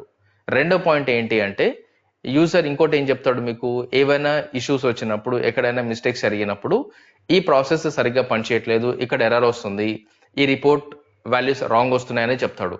మనం కన్సల్టెంట్గా ఏం చూస్తాము, ఎంట్రీ పోస్ట్ అయింది కదా, డాక్యుమెంట్ నెంబర్ వచ్చింది కదా అంటాము. యూజర్ ఏం చెప్తాడు, డాక్యుమెంట్ నెంబర్ వచ్చింది సరే, కానీ ఇక్కడ ఇది అలౌ చేయదు సిస్టమ్, ఇది రాంగ్ సిస్టమ్, నేను తప్పు కొట్టినా కూడా అలౌ చేస్తుంది, సిస్టమ్ ఆపేయాలి నన్ను అంటాడు. అంటే ఏంటి, అక్కడ ఇంకేదో మిస్ అవుతుంది, కంట్రోల్ పాయింట్స్ మిస్ అవుతున్నాయి. ఏం కంట్రోల్ పాయింట్స్ తీసుకురావాలి, అవన్నీ మనం ఆలోచించాలి.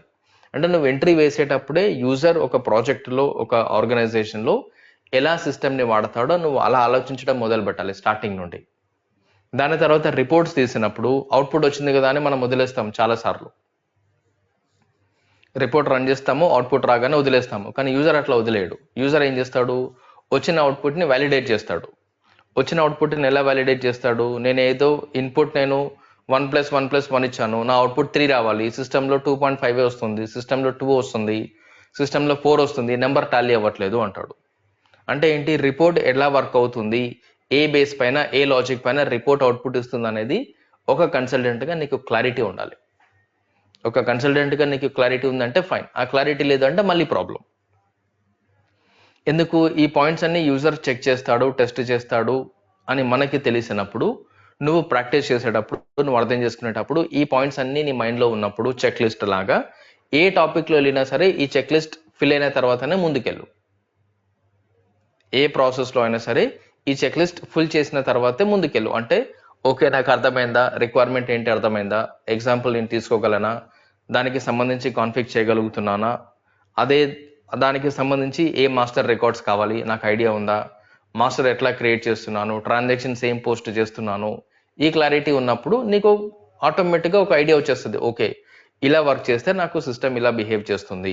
ఈ ఇన్ఫర్మేషన్ పైన మనకి క్లారిటీ అనేది చాలా ఇంపార్టెంట్. అక్కడి వరకు మనం రావాలంటే ఫస్ట్ ఏం చేయాలంటే ఈ స్టెప్స్ ఏవైతే ఉన్నాయో ఇవన్నీ మీకు నోటెడ్ అయిపోయి ఉండాలి. నోటెడ్ అయిపోవడం అంటే టీ కోడ్లు పాత్రలు బట్టి పట్టడం కాదు. ఒక కంపెనీ కోడ్ క్రియేట్ చేస్తున్నారు అంటే ఏం చేయాలి అంటే మీరు ఈ సీక్వెన్స్లో వెళ్ళాలి. ఒక్కొక్కటి చదువుకుంటూ వెళ్ళడము, దానికి టీ కోడ్ చెప్పడము, పాత్రలు చెప్పడం కాదు. ఒక కంపెనీ కోడ్ని, ఒక ఆర్గనైజేషన్ని సెటప్ చేయాలంటే మీరు ఈ పాయింట్స్ చెప్పాలి. ఏదైతే సీక్వెన్స్లో రాసామో ఆ సీక్వెన్స్లో చెప్పాలి. ఈ సీక్వెన్స్ ఫాలో అయినా పర్లేదు, మీరు ఏ సీక్వెన్స్లో చెప్పినా పర్లేదు. ఎండ్ ఆఫ్ ది డే మీరు చేసిన సెట్టింగ్స్ వల్ల ఒక ఎంట్రీ పోస్ట్ అవ్వాలి. ఆ రిపోర్ట్ మీరు పుల్ చేస్తే ఎక్సెల్లో ఆ డెబిట్ క్రెడిట్ నెంబర్ రాసుకొని ఎస్ఐపిలో తీసుకొని వస్తే సేమ్ నెంబర్ రావాలి. దానికి ఏదైతే ఎఫర్ట్ కావాలో ఆ ఎఫర్ట్ మీరు ఖచ్చితంగా పెట్టాలి. ఈ స్టెప్స్ మీరు గుర్తుపెట్టుకున్న తర్వాత దీన్ని కాన్ఫిగరేషన్ చేయడానికి సిస్టంలో ఒక సెషన్ సరిపోతుంది. సింగిల్ సెషన్లో కంపెనీ కోడ్ క్రియేట్ చేసి ఇక్కడ రిపోర్ట్ చూపిస్తాను. సింగిల్ సెషన్లో ఒక కంపెనీ కోడ్ క్రియేట్ చేసేసి మోటరోలా ఇండియాది రిపోర్ట్ చూపిస్తాను. దాని తర్వాత మనం ఏం చేసాము, రిక్వైర్మెంట్ ఏంటి, లాజిక్ ఏంటి, సినారియో ఏంటి, ఎగ్జాంపుల్ ఏంటి, మనం ఎలా చేసాము ఏంటి అనేది డీటెయిల్డ్గా ఎక్స్ప్లెయిన్ చేస్తాను. అప్పుడు మీకు క్లారిటీ వస్తుంది. రైట్, ఏమైనా డౌట్స్ ఉన్నాయా ఇక్కడి వరకు?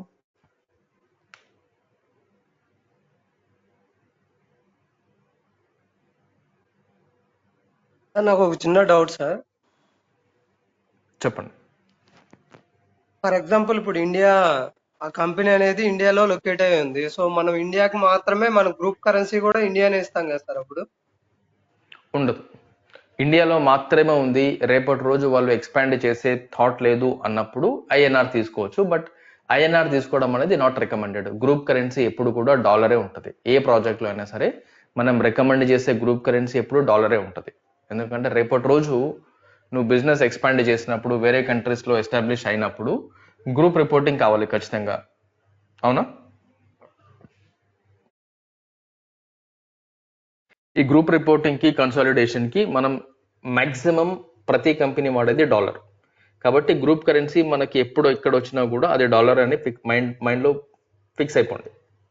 అది మార్చొద్దు ఎప్పుడు. అది రియల్ టైంలో అయినా అదే ఉంటుంది, మీరు ప్రాక్టీస్ చేసేటప్పుడు కూడా అదే పెట్టుకోండి. Okay. For example sir, non leading ledger అనేది మనము క్రియేట్ చేసేటప్పుడు ఆటోమేటిక్ గా అది రిఫ్లెక్ట్ అవుతుంది కదా? మనం ఓన్లీ కంపెనీ కూడా అవి మాత్రం అసైన్ చేస్తామా? మనం leading ledger, non leading ledger కూడా మనం క్లియర్ చేస్తాం sir? Leading ledger system automatic గా అసైన్ చేస్తుంది. లీడింగ్ లెడ్జర్ మన కంట్రోల్లో ఉండదు. లీడింగ్ లెడ్జర్ అనేది ఎస్ఐపి స్టాండర్డ్. లీడింగ్ లెడ్జర్ కి సంబంధించి నువ్వేం చేయలేవు. నువ్వు అడిషనల్ గా క్రియేట్ చేసుకున్న లెడ్జర్ నాన్ లీడింగ్ లెడ్జర్ మాత్రమే. లీడింగ్ లెడ్జర్ కాకుండా మనకి డిఫరెంట్ లెడ్జర్స్ ఉంటాయి. ఎక్స్టెన్షన్ లెడ్జర్ అని, నాన్ లీడింగ్ లెడ్జర్ అని, ప్రెడిక్టివ్ లెడ్జర్ అని డిఫరెంట్ లెడ్జర్స్ ఉంటాయి. ఈ లెడ్జర్స్ అని నువ్వు క్రియేట్ చేయొచ్చు. అంటే లీడింగ్ లెడ్జర్ కాకుండా మిగతా లెడ్జర్స్ ని మనం క్రియేట్ చేసుకోవచ్చు. ఓకే సార్, నేను సునీల్ అండి. నాకు డౌట్ ఉంది సార్. ఇక్కడ మనము కంపెనీ క్రియేట్ చేస్తున్నాం sir, Motorola mobiles India private limited అని. అది కంపెనీ అవుతుంది, but not company code, right? Correct. మనం ప్రాక్టికల్ గా ఏం చేస్తారు అంటే కంపెనీ కూడా ఒకటే ఉంటుంది ప్రాజెక్ట్ లో. నార్మల్ గా మన జెనరిక్ అండర్స్టాండింగ్ ప్రకారం యూజువల్ గా మనం అనుకునేది ఏంటంటే మోటరోలా అనేది కంపెనీ అవుతుంది, మోటరోలా ఇండియా కంపెనీ కూడా అవుతుంది, మోటరోలా యుఎస్ ఇంకొక కంపెనీ కూడా అవుతుంది. అదేనా మీరు చెప్పేది? Yes sir, yes sir. So మనం ప్రాక్టికల్ గా ప్రాజెక్ట్ లో చేసినప్పుడు ఆ అప్రోచ్ మనం ఫాలో అవ్వము. కంపెనీ కోడ్ ఎగ్జాక్ట్ గా సేమ్ ఉంటాయి ఏ ప్రాజెక్ట్ లో అయినా. మీరు 10 కంపెనీ కోడ్లు క్రియేట్ చేస్తే 10 కంపెనీలు క్రియేట్ చేస్తారు. ఒక కంపెనీ క్రియేట్ చేసి 10 కంపెనీ కోడ్లు క్రియేట్ చేసి 10 కంపెనీ కోడ్లని ఒక కంపెనీకి అసైన్మెంట్ చేస్తాం అనేది ఓల్డ్ అప్రోచ్. అది ఇప్పుడు ఎవరు వాడరు. ఒకవేళ మీరు అట్లా ఎవరికైనా చెప్పినా కూడా మీరు పని చేయలేదు అనే థాట్ వచ్చి ఇంప్రెషన్ క్రియేట్ అయిపోతుంది ఇమ్మీడియట్ గా. ఓకే. సో మనం ఒక కంపెనీ మోటరోలా అని, for example Motorola mobiles MM00 అని కంపెనీ కూడా క్రియేట్ చేసాము. ఆ లొకేషన్ బెంగళూరులో ఉంది సార్. సో బిజినెస్ ఎక్స్పాన్షన్ చేయాలనుకున్నారు, Chennai, Hyderabad, like Gujarat, Gandhinagar, some 25 states లో చేయాలనుకున్నారు. అప్పుడు మనం డెఫినెట్ గా 25 కంపెనీ కోడ్స్ క్రియేట్ చేయాల్సిందే కదా సార్? లేదు. ఇప్పుడు మీరు ఒక కంపెనీ క్రియేట్ చేయాలంటే కంపెనీ పేరు ఎక్కడ రిజిస్టర్ అవుతుంది? India, according to India's company act, Motorola అని రిజిస్టర్ అవుతుంది ఇండియాలో. అది బెంగళూరు లెవెల్లో రిజిస్టర్ అవుతుందా, చెన్నై లెవెల్లో రిజిస్టర్ అవుతుందా, లేదంటే ఇండియా లెవెల్లో రిజిస్టర్ అవుతుందా?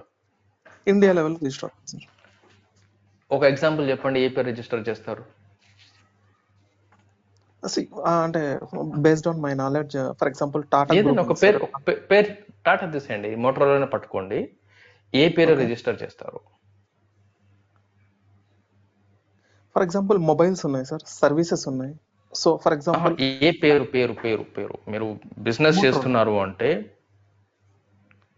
మోటరోలా యూజ్ చేస్తాం సార్.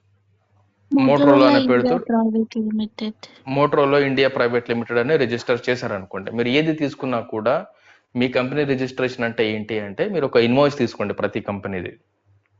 ఓకే. ఆ ఇన్వాయిస్ పైన, ఇన్వాయిస్ అన్న ఏ లీగల్ డాక్యుమెంట్ తీసుకున్నా నార్మల్ గా లెటర్ హెడ్ అంటారు కదా. అవును సార్. ఇప్పుడు లెటర్ హెడ్ తీసుకున్నప్పుడు లెటర్ హెడ్ లో అడ్రస్ మారుతుంది, కానీ పైన పేరు ఏదైతే ఉందో కంపెనీ నేమ్ అది మారుతుందా ఏ బ్రాంచ్కి వెళ్ళినా? నో, బికాస్ ఇండియాస్ లెవెల్లో రిజిస్టర్ కంపెనీ. అవునా? ఇప్పుడు సింపుల్ ఎగ్జాంపుల్ తీసుకోండి, మీరు బ్యాంకే తీసుకోండి కన్ఫ్యూజన్ లేకుండా. ఇప్పుడు హెచ్డిఎఫ్సి బ్యాంక్ తీసుకోండి. హెచ్డిఎఫ్సి బ్యాంక్ లిమిటెడ్ అనేది దాని పేరు, అవునా? కరెక్ట్. హెచ్డిఎఫ్సి బ్యాంక్ లిమిటెడ్ అనేది ఇండియా మొత్తంలో ప్రతి గలీలో ఉందా? Yes sir, agree. ఇప్పుడు ఎక్కడ వెళ్ళినా కూడా, ఇప్పుడు మీరు హైదరాబాద్లో వెళ్తే ఒక పేరు, ముంబైలో వెళ్తే ఇంకొక పేరు, అంటే HDFC Hyderabad limited, HDFC Mumbai limited అని వస్తా ఉందా?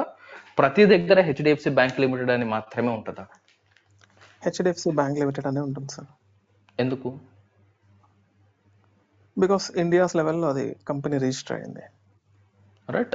ఇప్పుడు ఆ హెచ్డిఎఫ్సి బ్యాంక్ లిమిటెడ్ కాకుండా ఇంకొక పేరు మార్చితే అది ఇల్లీగల్ కంపెనీ అవుతుంది. ఎందుకు? ఆ పేరుతో రిజిస్ట్రేషన్ ఎక్కడ లేదు. అవునా? కరెక్ట్. నేను according to ministry of company affairs, according to MCA, according to companies act ఏ పేరైతే రిజిస్టర్ చేశానో నేను ఆ కంట్రీలో ఎక్కడైనా బిజినెస్ చేయొచ్చు, ప్రొవైడెడ్ లీగల్ అంటే ఆ లోకల్ రిజిస్ట్రేషన్ చేయాలి. ఇప్పుడు మున్సిపల్ రిజిస్ట్రేషన్ కానీ లేదంటే ట్యాక్స్ రిజిస్ట్రేషన్ కానీ చేసుకోవాలా వద్దా? ట్యాక్సెస్ పే చేయాలంటే సార్ స్టేట్ లెవెల్లో చేసుకోవాలి. స్టేట్ లెవెల్లో చేయాలి. ఆ రిజిస్ట్రేషన్ వేరు. ఆ రిజిస్ట్రేషన్ మళ్ళీ అదే కంపెనీ పేరుతో అవుతుంది. ఓకే. ఇక్కడ మీరు ఎన్ని ప్లేసెస్లో సెటప్ చేసిన బిజినెస్ని మీ కంపెనీ పేరు మార్చుతున్నారా లేదంటే అదే పేరుతో బిజినెస్ చేస్తున్నారా? కంట్రీ లెవెల్లో సేమ్ కంపెనీ నేమ్తో బిజినెస్ చేస్తున్నాం సార్. ఎందుకు? బికాస్ ఇండియాస్ లెవెల్లో రిజిస్టర్ అయింది కంపెనీ. ఒక్క కంపెనీ పేరునే మీరు రిజిస్టర్ చేశారు. ఎన్ని కంపెనీ పేర్లు రిజిస్టర్ చేస్తే అన్ని కంపెనీ కోడ్లు మాత్రమే క్రియేట్ చేయాలి. నువ్వు ఇండియా మొత్తం గల్లీకో బిజినెస్ సెటప్ పెడతావా లేదంటే ఇండియా మొత్తంలో ఒకటే సెటప్ పెడతావా నీ ఇష్టం. ఎండ్ ఆఫ్ ది డే ఎన్ని పేర్లునే రిజిస్టర్ చేశావు ఆ పేరుతో మాత్రమే ఉండాలి. ఇది క్లియరా? ఎన్ని కంపెనీ కోడ్లు చేయాలనేది. ఇప్పుడు నువ్వు అన్న టాటా ఎగ్జాంపుల్కి రా. Yes sir. టాటా అనేది కంపెనీ సార్, టాటా గ్రూప్ అంటారు. అందులో మళ్ళీ మల్టిపుల్ Right. సెక్టార్స్ ఉన్నాయి. Tata telecom, Tata steel, Tata Motors ఇవన్నీ ఉన్నాయి. టాటా రిజిస్టర్ చేసినప్పుడు according to Indus companies act Tata group అని రిజిస్టర్ చేసినారు. But okay. when it comes to different sectors they have created company codes. That's what Okay. I am correct. ఇప్పుడు నువ్వు టాటా చెప్పావు, fine, assume that నువ్వు చెప్పిందంతా రైట్.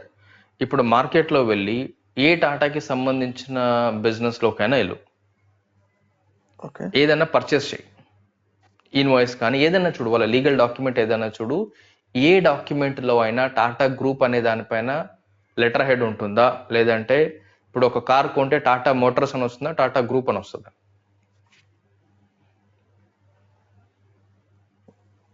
టాటా మోటార్స్ వస్తుంది sir. ఇప్పుడు TCS లో పని చేస్తే టాటా గ్రూప్ ఎంప్లాయీ అంటారా టీసీఎస్ ఎంప్లాయీ అంటారా? TCS టాటా గ్రూప్ అని అంటారు సార్. నువ్వు టీసీఎస్ లో జాబ్ వచ్చింది అని ఆఫర్ లెటర్ పైన టాటా గ్రూప్ అని ఉంటుందా టీసీఎస్ అని ఉంటుందా? TCS అనే ఉంటుంది సార్. టీసీఎస్ అని ఉంటుంది. ఫర్ ఎగ్జాంపుల్ ఇంకేమున్నాయి టాటావి? టాటా టెలికాం, టాటా టెలికామ్ అని ఉంటుందా లేదంటే టాటా గ్రూప్ అని ఉంటుందా? టాటా టెలికాం. ఎందుకు టాటా గ్రూప్ రావట్లేదు? Because one company sir and all company codes assign to company. అది నీ SIP point of view. Okay. నువ్వు బిజినెస్ పాయింట్ ఆఫ్ వ్యూ మార్కెట్లో ఉన్నప్పుడు నువ్వు సేల్ కానీ పర్చేస్ కానీ అంటే నువ్వు నీ కస్టమర్కి రిప్రజెంట్ చేసేటప్పుడు మార్కెట్కి నిన్ను నువ్వు ఇంట్రడ్యూస్ చేసేటప్పుడు టాటా గ్రూప్ అని ఎక్కడ ఇంట్రడ్యూస్ చేయవు. అఫీషియల్ లీగల్ రిజిస్టర్డ్ నేమ్ని ఇంట్రడ్యూస్ చేస్తావా లేదా? yes of course. అవునా? అట్లా ఎన్ని రిజిస్టర్డ్ నేమ్స్ అయితే ఉన్నాయో అన్ని కంపెనీ కోడ్స్ క్రియేట్ చేయాలి. ఓకే.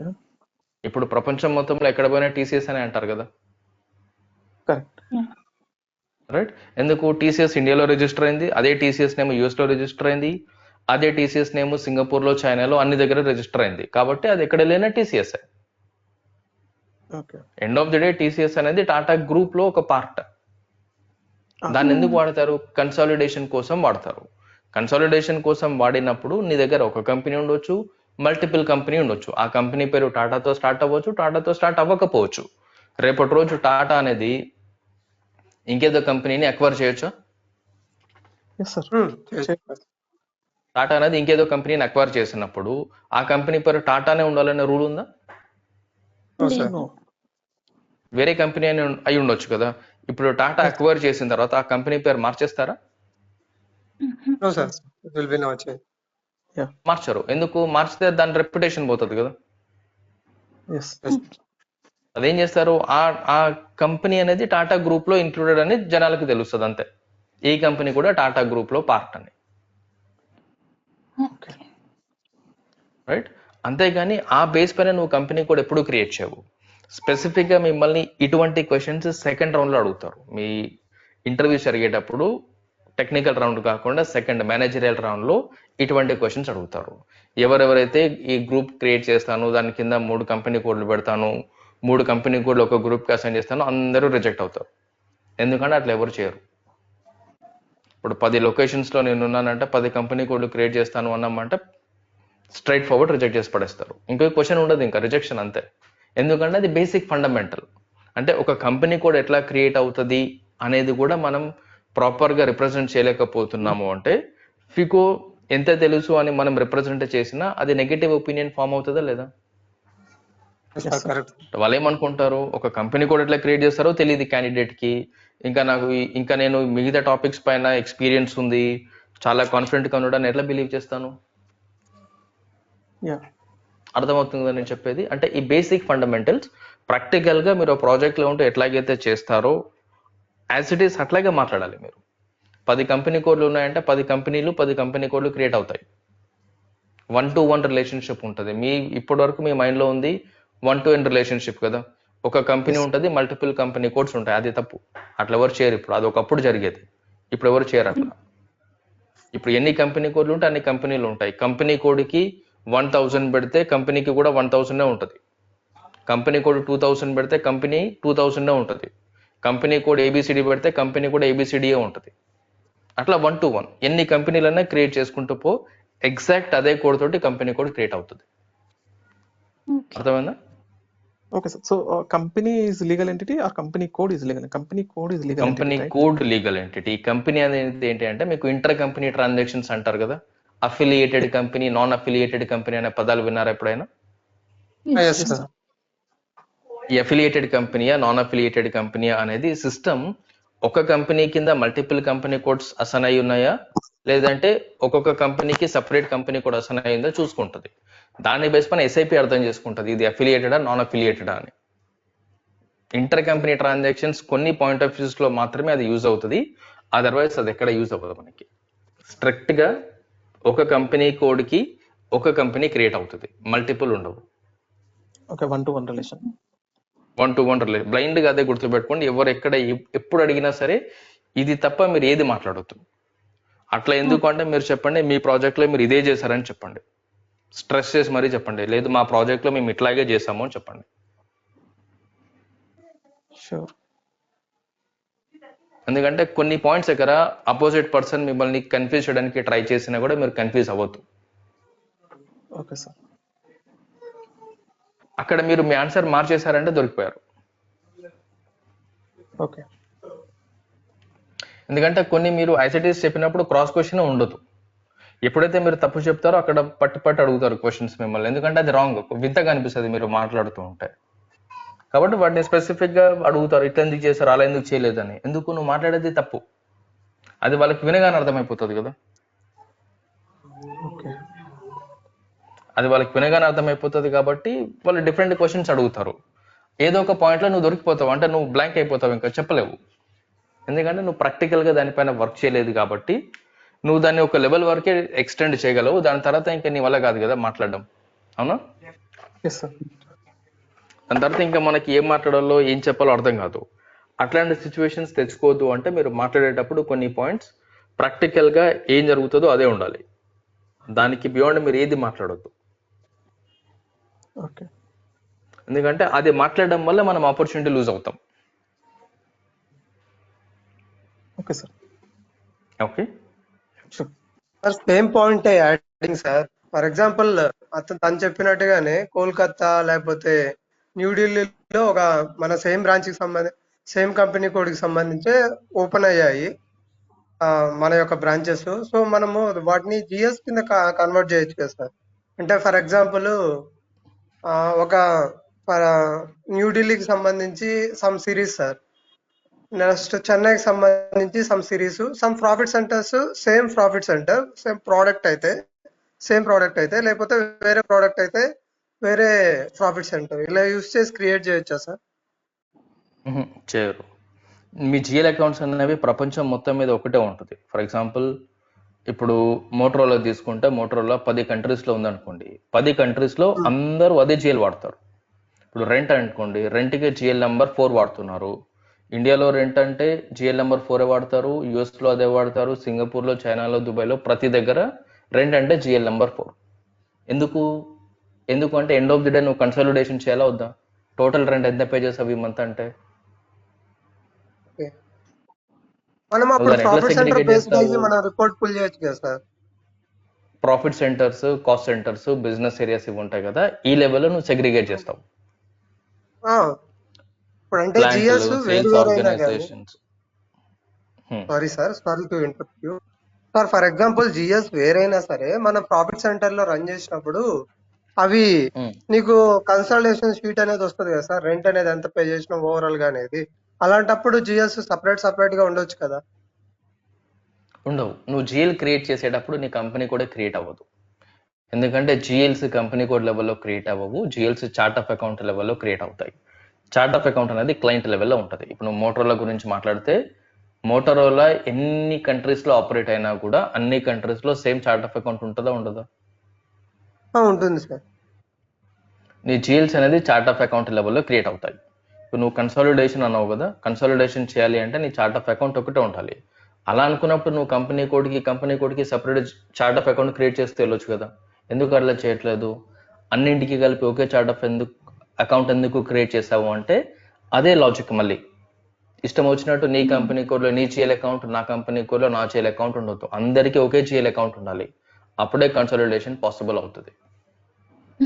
అంటే ఫర్ ఎగ్జాంపుల్ అకౌంట్ రిసీవబుల్ కి సంబంధించిన పేమెంట్స్ అన్ని ఒకే జైలుకి వస్తాయి, లేదు రీఫండ్స్ ఆర్ ఎనీథింగ్ ఉండే మొత్తం ఒకటే జైలుకి వస్తాయి, కరెక్టా సార్? ఒకటే, అంతే. అలాగే రెంట్ కి సంబంధించిన పేమెంట్స్ మొత్తం ఒకటే జైలు. నువ్వు రెంట్లో సెగ్రిగేట్ చేయి.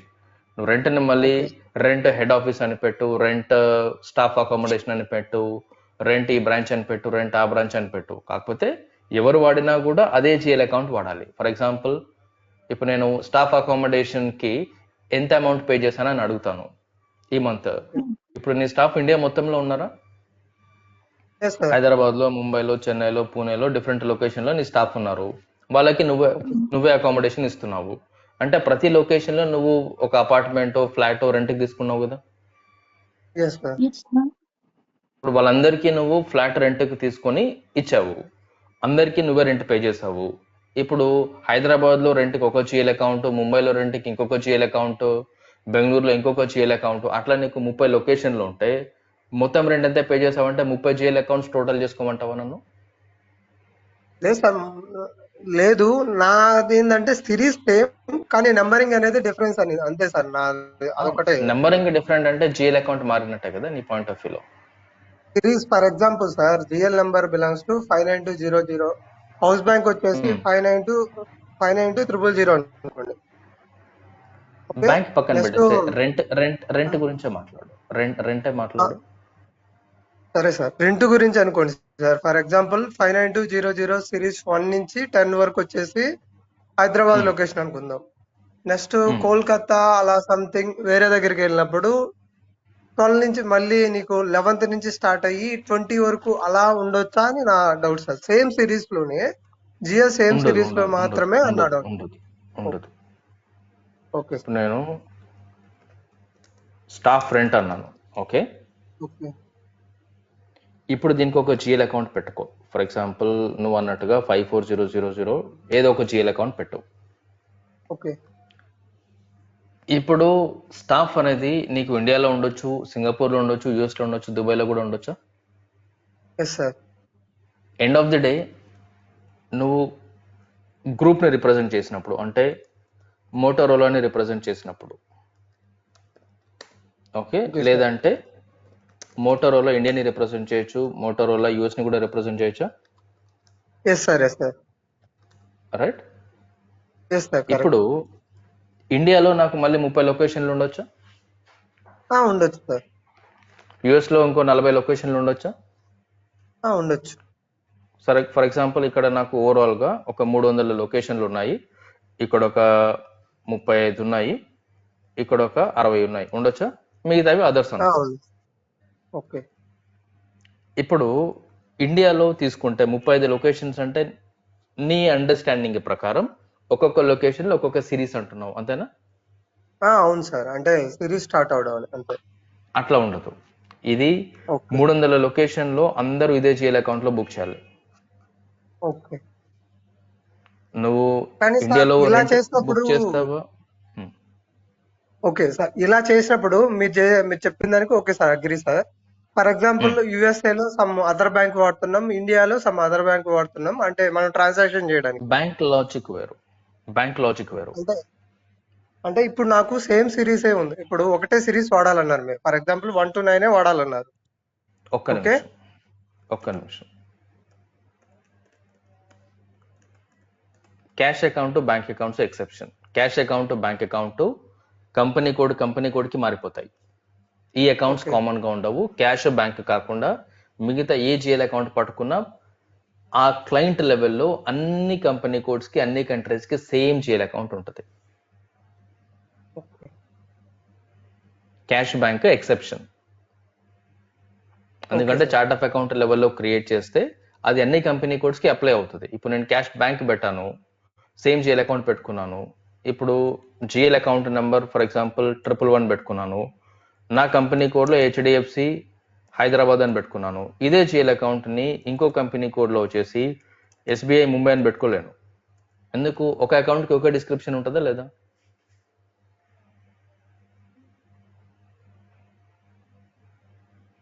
ఆల్రెడీ జిఎల్ అకౌంట్స్ క్రియేట్ చేసావా ఎప్పుడైనా?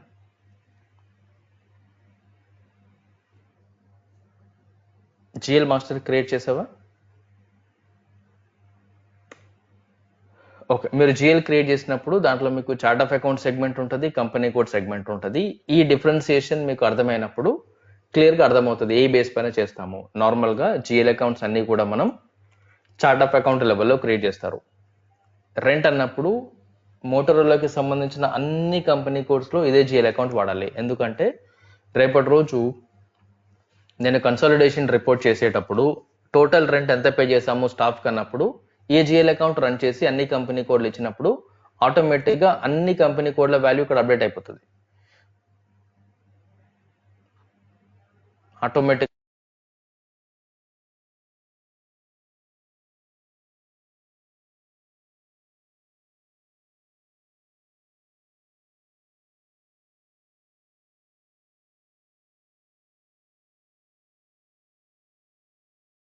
Sir, not able to hear your voice, sir. You are in mute. Yes sir. Sorry. So మనం నార్మల్గా అన్ని కంపెనీ కోడ్స్కి సేమ్ చార్ట్ ఆఫ్ అకౌంట్ ఎందుకు అసైన్ చేస్తామంటే కన్సాలిడేషన్ పర్పస్. కన్సాలిడేషన్ అనేది ప్రతి కంపెనీలో చాలా ఇంపార్టెంట్. ఎందుకంటే ప్రతి కంపెనీకి మల్టిపుల్ లీగల్ ఎంటిటీస్ ఉంటాయి. ఎండ్ ఆఫ్ ది మంత్ వాళ్ళు కంపెనీ కోడ్ లెవెల్లో రిపోర్ట్ చేయాలి, ప్లస్ కార్పొరేట్ రిపోర్టింగ్ కూడా చేయాలి. కార్పొరేట్ రిపోర్టింగ్ అంటే కన్సాలిడేషన్ కూడా చేయాలి. అలా చేయాలన్నప్పుడు సింప్లిఫికేషన్ లాజిక్స్ ఉండాలి. సింప్లిఫికేషన్ లాజిక్ అంటే నేను రెంట్ అన్నప్పుడు ప్రతి కంపెనీ కోడ్లో స్టాఫ్ రెంట్ పే చేస్తున్నారు అంటే అదే జిఎల్ అకౌంట్లో బుక్ చేయాలి. వాళ్ళ లొకేషన్ని దాన్ని సెగ్రిగేట్ చేసుకోవడానికి కాస్ట్ సెంటర్లు వాడతారు, ప్రాఫిట్ సెంటర్లు వాడతారు, బిజినెస్ ఏరియాలు వాడతారు. వాటిని మనం అకౌంట్ అసైన్మెంట్స్ అని ఎప్పుడన్నా విన్నారా? ఈ డిఫరెంట్ అకౌంట్ అసైన్మెంట్స్ ఏంటంటే మీ లొకేషన్ని కానీ డిపార్ట్మెంట్ని కానీ ఏ బేస్ పైన నువ్వు దాన్ని సెగ్రిగేట్ చేస్తున్నావు ఆ బేస్ని నీ అకౌంట్ అసైన్మెంట్స్ డిఫరెన్షియేట్ చేస్తాయి. ఓకే, క్లియర్ అయింది? యాడింగ్ టు మై డౌట్, మీరు ఒక కంపెనీ కూడా ఉండాలి అన్నారు. సో 1-to-1 రిలేషన్ అన్నారు. ఫర్ ఎగ్జాంపుల్ 20 బ్రాంచెస్ ఉన్నాయి సార్ ఇండియాలో. సో స్పెసిఫిక్ నాకు ఒక లొకేషన్ ఫైనాన్షియల్ రిపోర్ట్స్ ఎక్స్ట్రాక్ట్ చేయాలనుకున్నాము. అప్పుడు ఎలా ఎక్స్ట్రాక్ట్ చేస్తారు sir? Like Chennai company code కింద నీకు ప్రాఫిట్ సెంటర్ ఉంటుంది, కాస్ట్ సెంటర్ ఉంటుంది, బిజినెస్ ఏరియాస్ ఉంటాయి, సెగ్మెంట్స్ ఉంటాయి, వీటిని వాడుకుంటారు.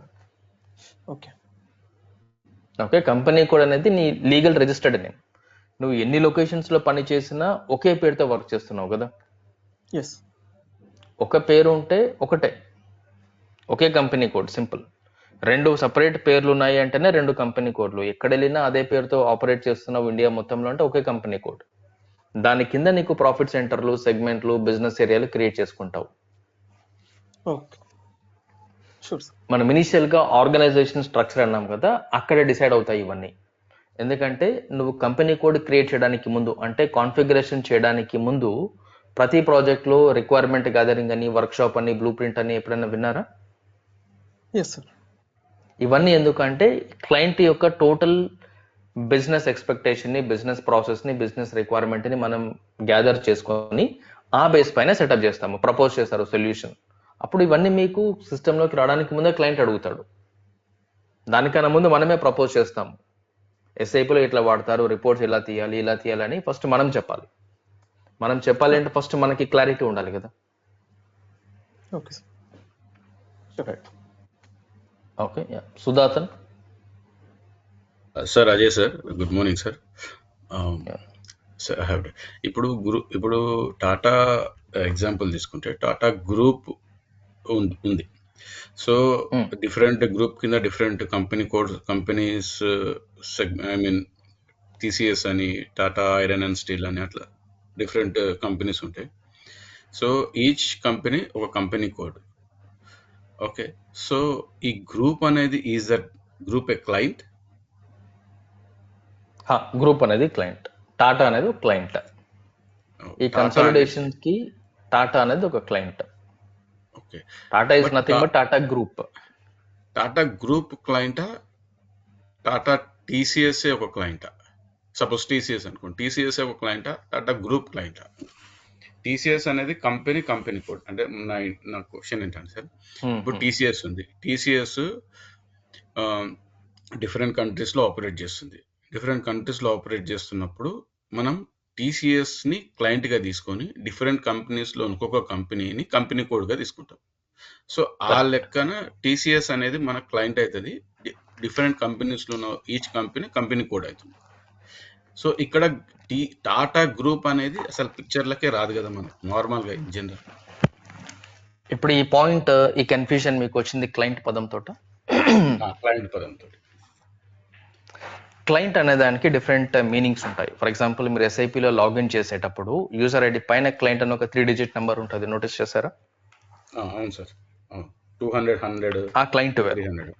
ఆ క్లయింట్ డెవలప్మెంట్, క్వాలిటీ, ప్రొడక్షన్ ని రిప్రజెంట్ చేస్తుంది.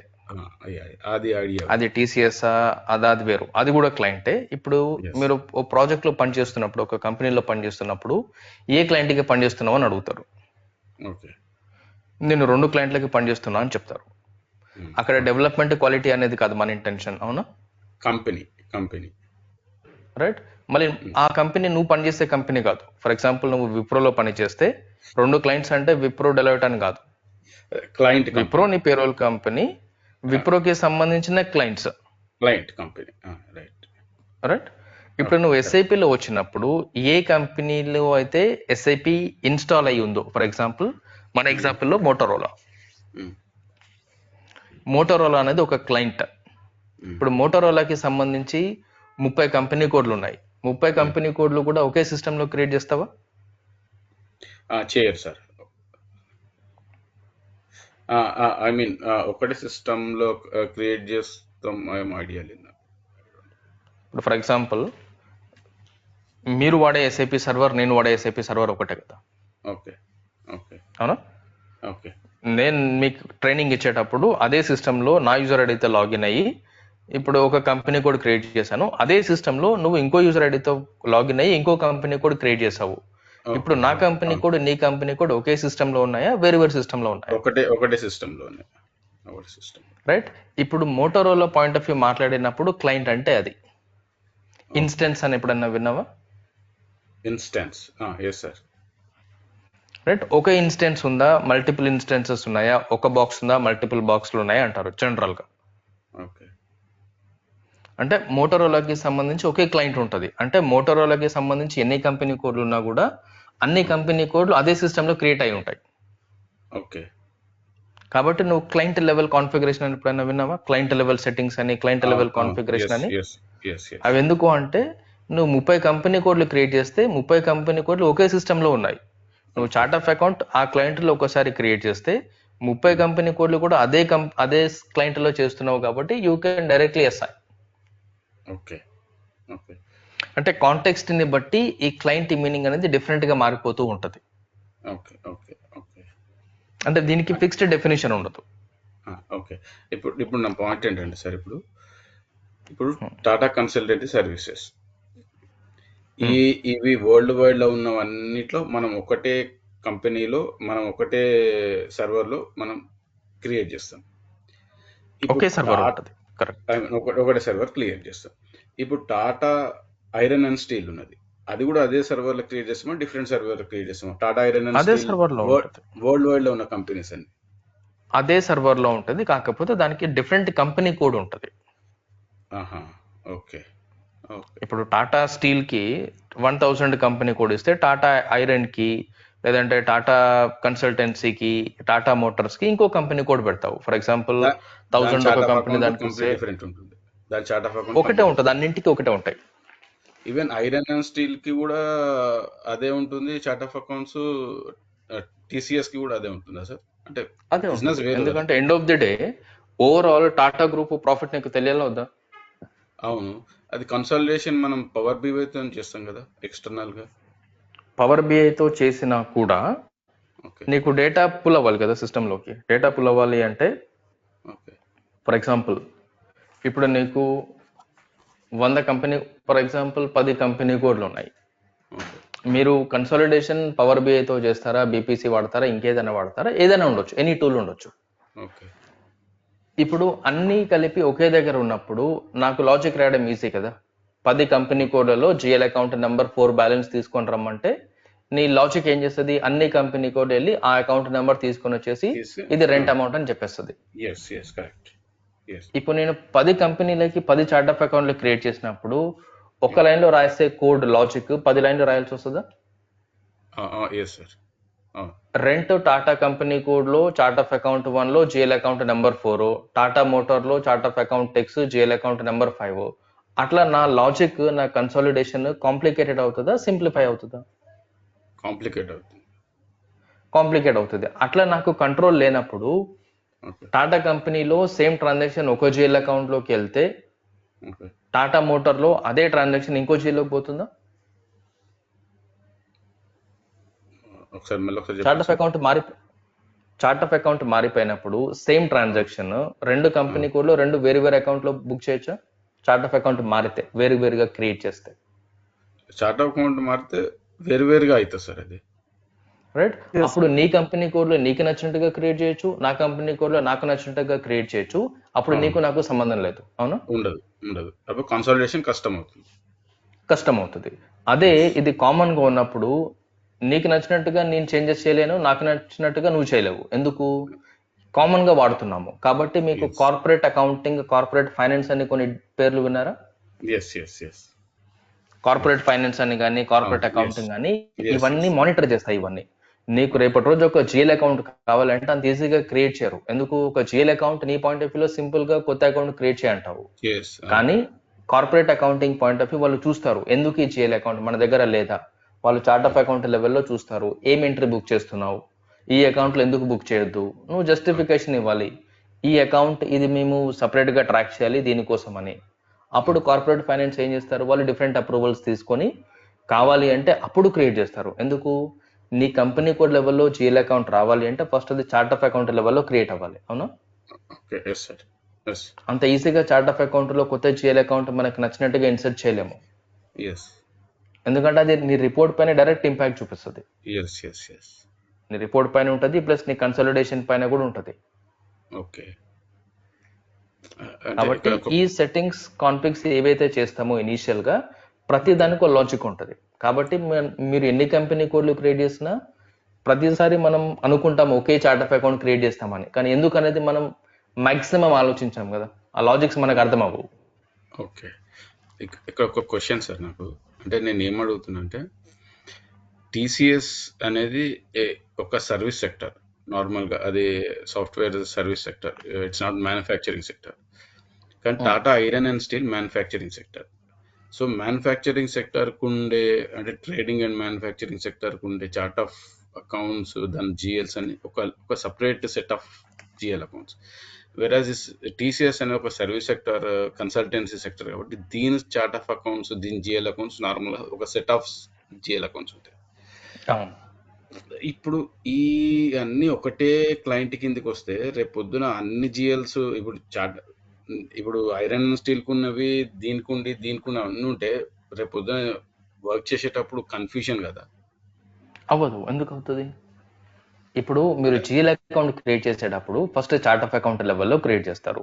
ఓకే చార్ట్ ఆఫ్ అకౌంట్ లెవెల్లో నుంచి కంపెనీ కోడ్కి తీసుకెళ్తారు. Company Yes. కోడ్కి ఎక్స్టెండ్ అవుతుంది. ఎస్ ఇప్పుడు టీసీఎస్ లో మ్యానుఫ్యాక్చరింగ్ లేదు అన్నప్పుడు మ్యానుఫ్యాక్చరింగ్ కి సంబంధించిన జిఎల్ అకౌంట్స్ టీసీఎస్ లో కనబడవు అసలు. Yeah I got this point. నాకు ఈ పాయింట్ కావాలి సార్. దట్స్ వాట్ ఈ లాజికే నేను మిస్ అవుతున్నాను. ఎస్ ఎస్ ఎస్ ఈ లాజిక్ కావాలి. ఇంకో చిన్న సార్, ఇప్పుడు రెంట్ గురించి ఒక డిస్కషన్ వచ్చింది. సో రెంట్ అంటే ఇప్పుడు నార్మల్గా కన్సాలిడేట్ చేసి ఒకటే జిఎల్ అకౌంట్ ఉంటుంది రెంట్, అది అన్నిటికీ కనెక్ట్ అయి ఉంటుంది. So okay fine. సో కానీ ఇప్పుడు ఇండియాలో 30 లొకేషన్స్ ఉన్నాయి. 30 లొకేషన్స్కి అంటే ఇప్పుడు చార్ట్ ఆఫ్ అకౌంట్ లెవెల్లో ఒక జిఎల్ అకౌంట్ ఉంటుంది. 30 లొకేషన్స్కి ఉన్న రెంట్ మనం పే చేయాలంటే 30 లొకేషన్స్కి ఒక్కొక్క జిఎల్ అకౌంట్ ఉండాలి కదా. అది కంపెనీ కోడ్ లెవెల్లో క్రియేట్ చేస్తామా, లేకపోతే నార్మల్గా చార్ట్ ఆఫ్ అకౌంట్ లెవెల్లో ఉన్న ఒక్క జిఎల్ అకౌంట్కే మనం ఇచ్చేటప్పుడు అది పర్టికులర్ ప్రాఫిట్ సెంటర్కి మనము ఇస్తే అప్పుడు అంటే అట్లా ఇస్తామా, లేకపోతే లొకేషన్కి ఒక GL account, rent GL account create చేసేది కంపెనీ కోడ్ కింద క్రియేట్ చేస్తామా, ఎట్లా చేస్తామా? ఒకే జిఎల్ అకౌంట్ ఉంటుంది. ఈ లొకేషన్ సెగ్రిగేషన్ ఇదంతా కూడా మన అకౌంట్ అసైన్మెంట్స్ డిఫైన్ చేస్తాయి. అంటే కాస్ట్ సెంటర్ కానీ, ప్రాఫిట్ సెంటర్ కానీ, బిజినెస్ ఏరియా కానీ, సెగ్మెంట్స్ అంటారు కదా, అవి డిఫైన్ చేస్తాయి నీ లొకేషన్ ని. ఓకే జిఎల్ సేమ్ ఉంటుంది. అట్లా ఇప్పుడు నార్మల్గా సార్, ఇప్పుడు ఒక రెంట్ ఉంది, హైదరాబాద్ లొకేషన్ ఉంది, ఆ హైదరాబాద్ లొకేషన్ రెంట్ ఉంది. మనం ఆ రెంట్ పే చేయాలి. ఇప్పుడు బెంగళూరు లొకేషన్ ఒక రెంట్ ఉంది, ఆ రెంట్ పే చేయాలన్నా మనం ఒకటే జిఎల్ అకౌంట్ వాడతాం. Is it? ఒక్క నిమిషం. ఇప్పుడు ఫస్ట్ మీరు రెంట్ అన్నప్పుడు మీ గ్రూప్ లెవెల్లో రెంట్ అంతా ఒకటేనా, రెంట్ని క్లాసిఫై చేస్తున్నారా డిసైడ్ చేయాలి. ఫర్ ఎగ్జాంపుల్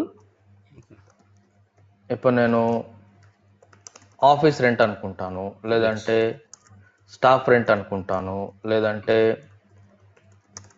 ప్లాంట్ రెంట్ అనుకుంటాను, లేదంటే గోడౌన్ రెంట్ అనుకుంటాను, అట్లా ఏదైనా ఉండొచ్చు నాకు. ఓకే లేదంటే branch rent, head office rent అనుకుంటాను, ఏదైనా ఉండొచ్చు. అవునా? Yes sir. ఎస్ ఇప్పుడు ఈ క్లాసిఫికేషన్ అయిన తర్వాత ఒక్కొక్క దానికి ఒక్కొక్క జిఎల్ అకౌంట్ ఉంటుంది. ఫర్ ఎగ్జాంపుల్ ఇది జిఎల్ అకౌంట్ 401, 402, ఇట్లా సెపరేట్ జిఎల్ అకౌంట్స్ ఉన్నాయి.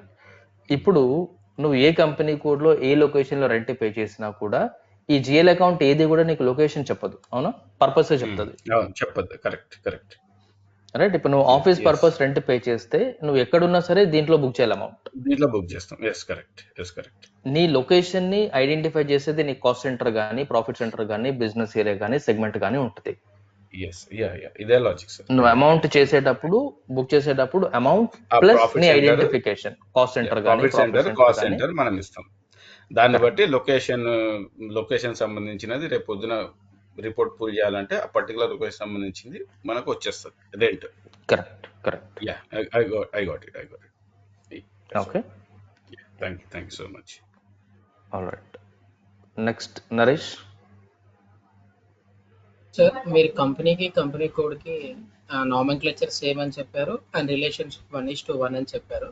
సో ఎవరైనా what is the major difference between company and company code interview అడిగితే మేమేం చెప్పాలి సమాధానం?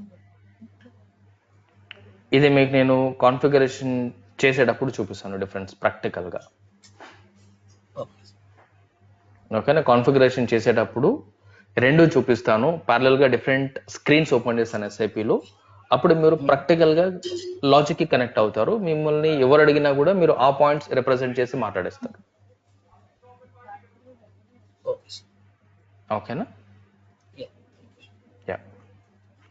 ఎందుకంటే కొన్ని పాయింట్స్ మీరు సిస్టంలో కొన్ని స్క్రీన్స్ చూసినప్పుడు మాత్రమే కనెక్ట్ చేయగలుగుతారు. థియరిటికల్ గా నేను చెప్పినప్పుడు అది ఏమవుతుందంటే కొన్ని పాయింట్స్ కన్ఫ్యూజన్ ఎక్కువ చేస్తాయి, మీకు క్లారిటీ రాకుండా. అవును సార్, అవును. Right, yes. All right. Lokesh. Ajay, like నా డౌట్ ఏంటంటే, ఇప్పుడు మీరు రెంట్ గురించి ఇందాక చెప్పారు కదా, రెంట్ లో నార్మల్ గా మనం ప్రాఫిట్ సెంటర్ మెన్షన్ చేస్తే ఏ లొకేషన్ కి మనం రెంట్ పే చేసామో ఆ లొకేషన్ వైజ్ మనకి లైక్ రెంట్ పే అయిపోతుంది, అంతేనండి? అంతే, మీరు ఓకే. పే చేసేటప్పుడు దాన్ని ఇంక్లూడ్ చేయాలి. Profit centre, okay. Cost centre ని పే చేసేటప్పుడు ఇంక్లూడ్ చేయాలి. ఇప్పుడు ఫర్ సపోజ్ అంటే దీంట్లోనే లైక్ ఇప్పుడు మనం యూజ్ చేసేది రెంట్ జిఎల్ అకౌంట్ యూజ్ చేస్తున్నాము. పర్టికులర్ లైక్ పేమెంట్ వచ్చేసరికి like entry rent account debit, bank account credit అవుతుంది కదా. సో ఈ కేసులో వచ్చేసరికి మనము అన్ని లొకేషన్స్ కి ఒక బ్యాంకే యూజ్ చేయవచ్చా, లేకపోతే డిఫరెంట్ బ్యాంక్స్ యూజ్ చేస్తే అలా కూడా లైక్ మనం రిపోర్ట్ తీసుకునేటప్పుడు మనకేమి ఇష్యూ ఉండదా? బ్యాంక్ అనేది ఎట్లా ఉంటుందంటే, మీకు లొకేషన్కి సపరేట్ బ్యాంక్ ఉండొచ్చు. ఒకటి మీరు డీసెంట్రలైజ్డ్ బ్యాంకింగ్ వాడితే, అన్ని లొకేషన్స్కి కలిపి ఒకే బ్యాంక్ ఉండొచ్చు. మీరు సెంట్రలైజ్డ్ బ్యాంకింగ్ వాడితే కొన్నిసార్లు ఎట్లా ఉంటుందంటే, మీరు పేమెంట్ చేసేటప్పుడు మీ లొకేషన్ని రిప్రజెంట్ చేయరు, మీ కంపెనీని రిప్రజెంట్ చేస్తారు కదా. End of the day Motorola rent pay చేసింది అంటారు, అంతేగాని మోటరోలా చెన్నైలో రెంట్ పే చేసింది, మోటరోలా హైదరాబాద్ రెంట్ పే చేసింది అంటారా? లేదు. End of the day represent చేసేది మోటరోలా పే చేసింది.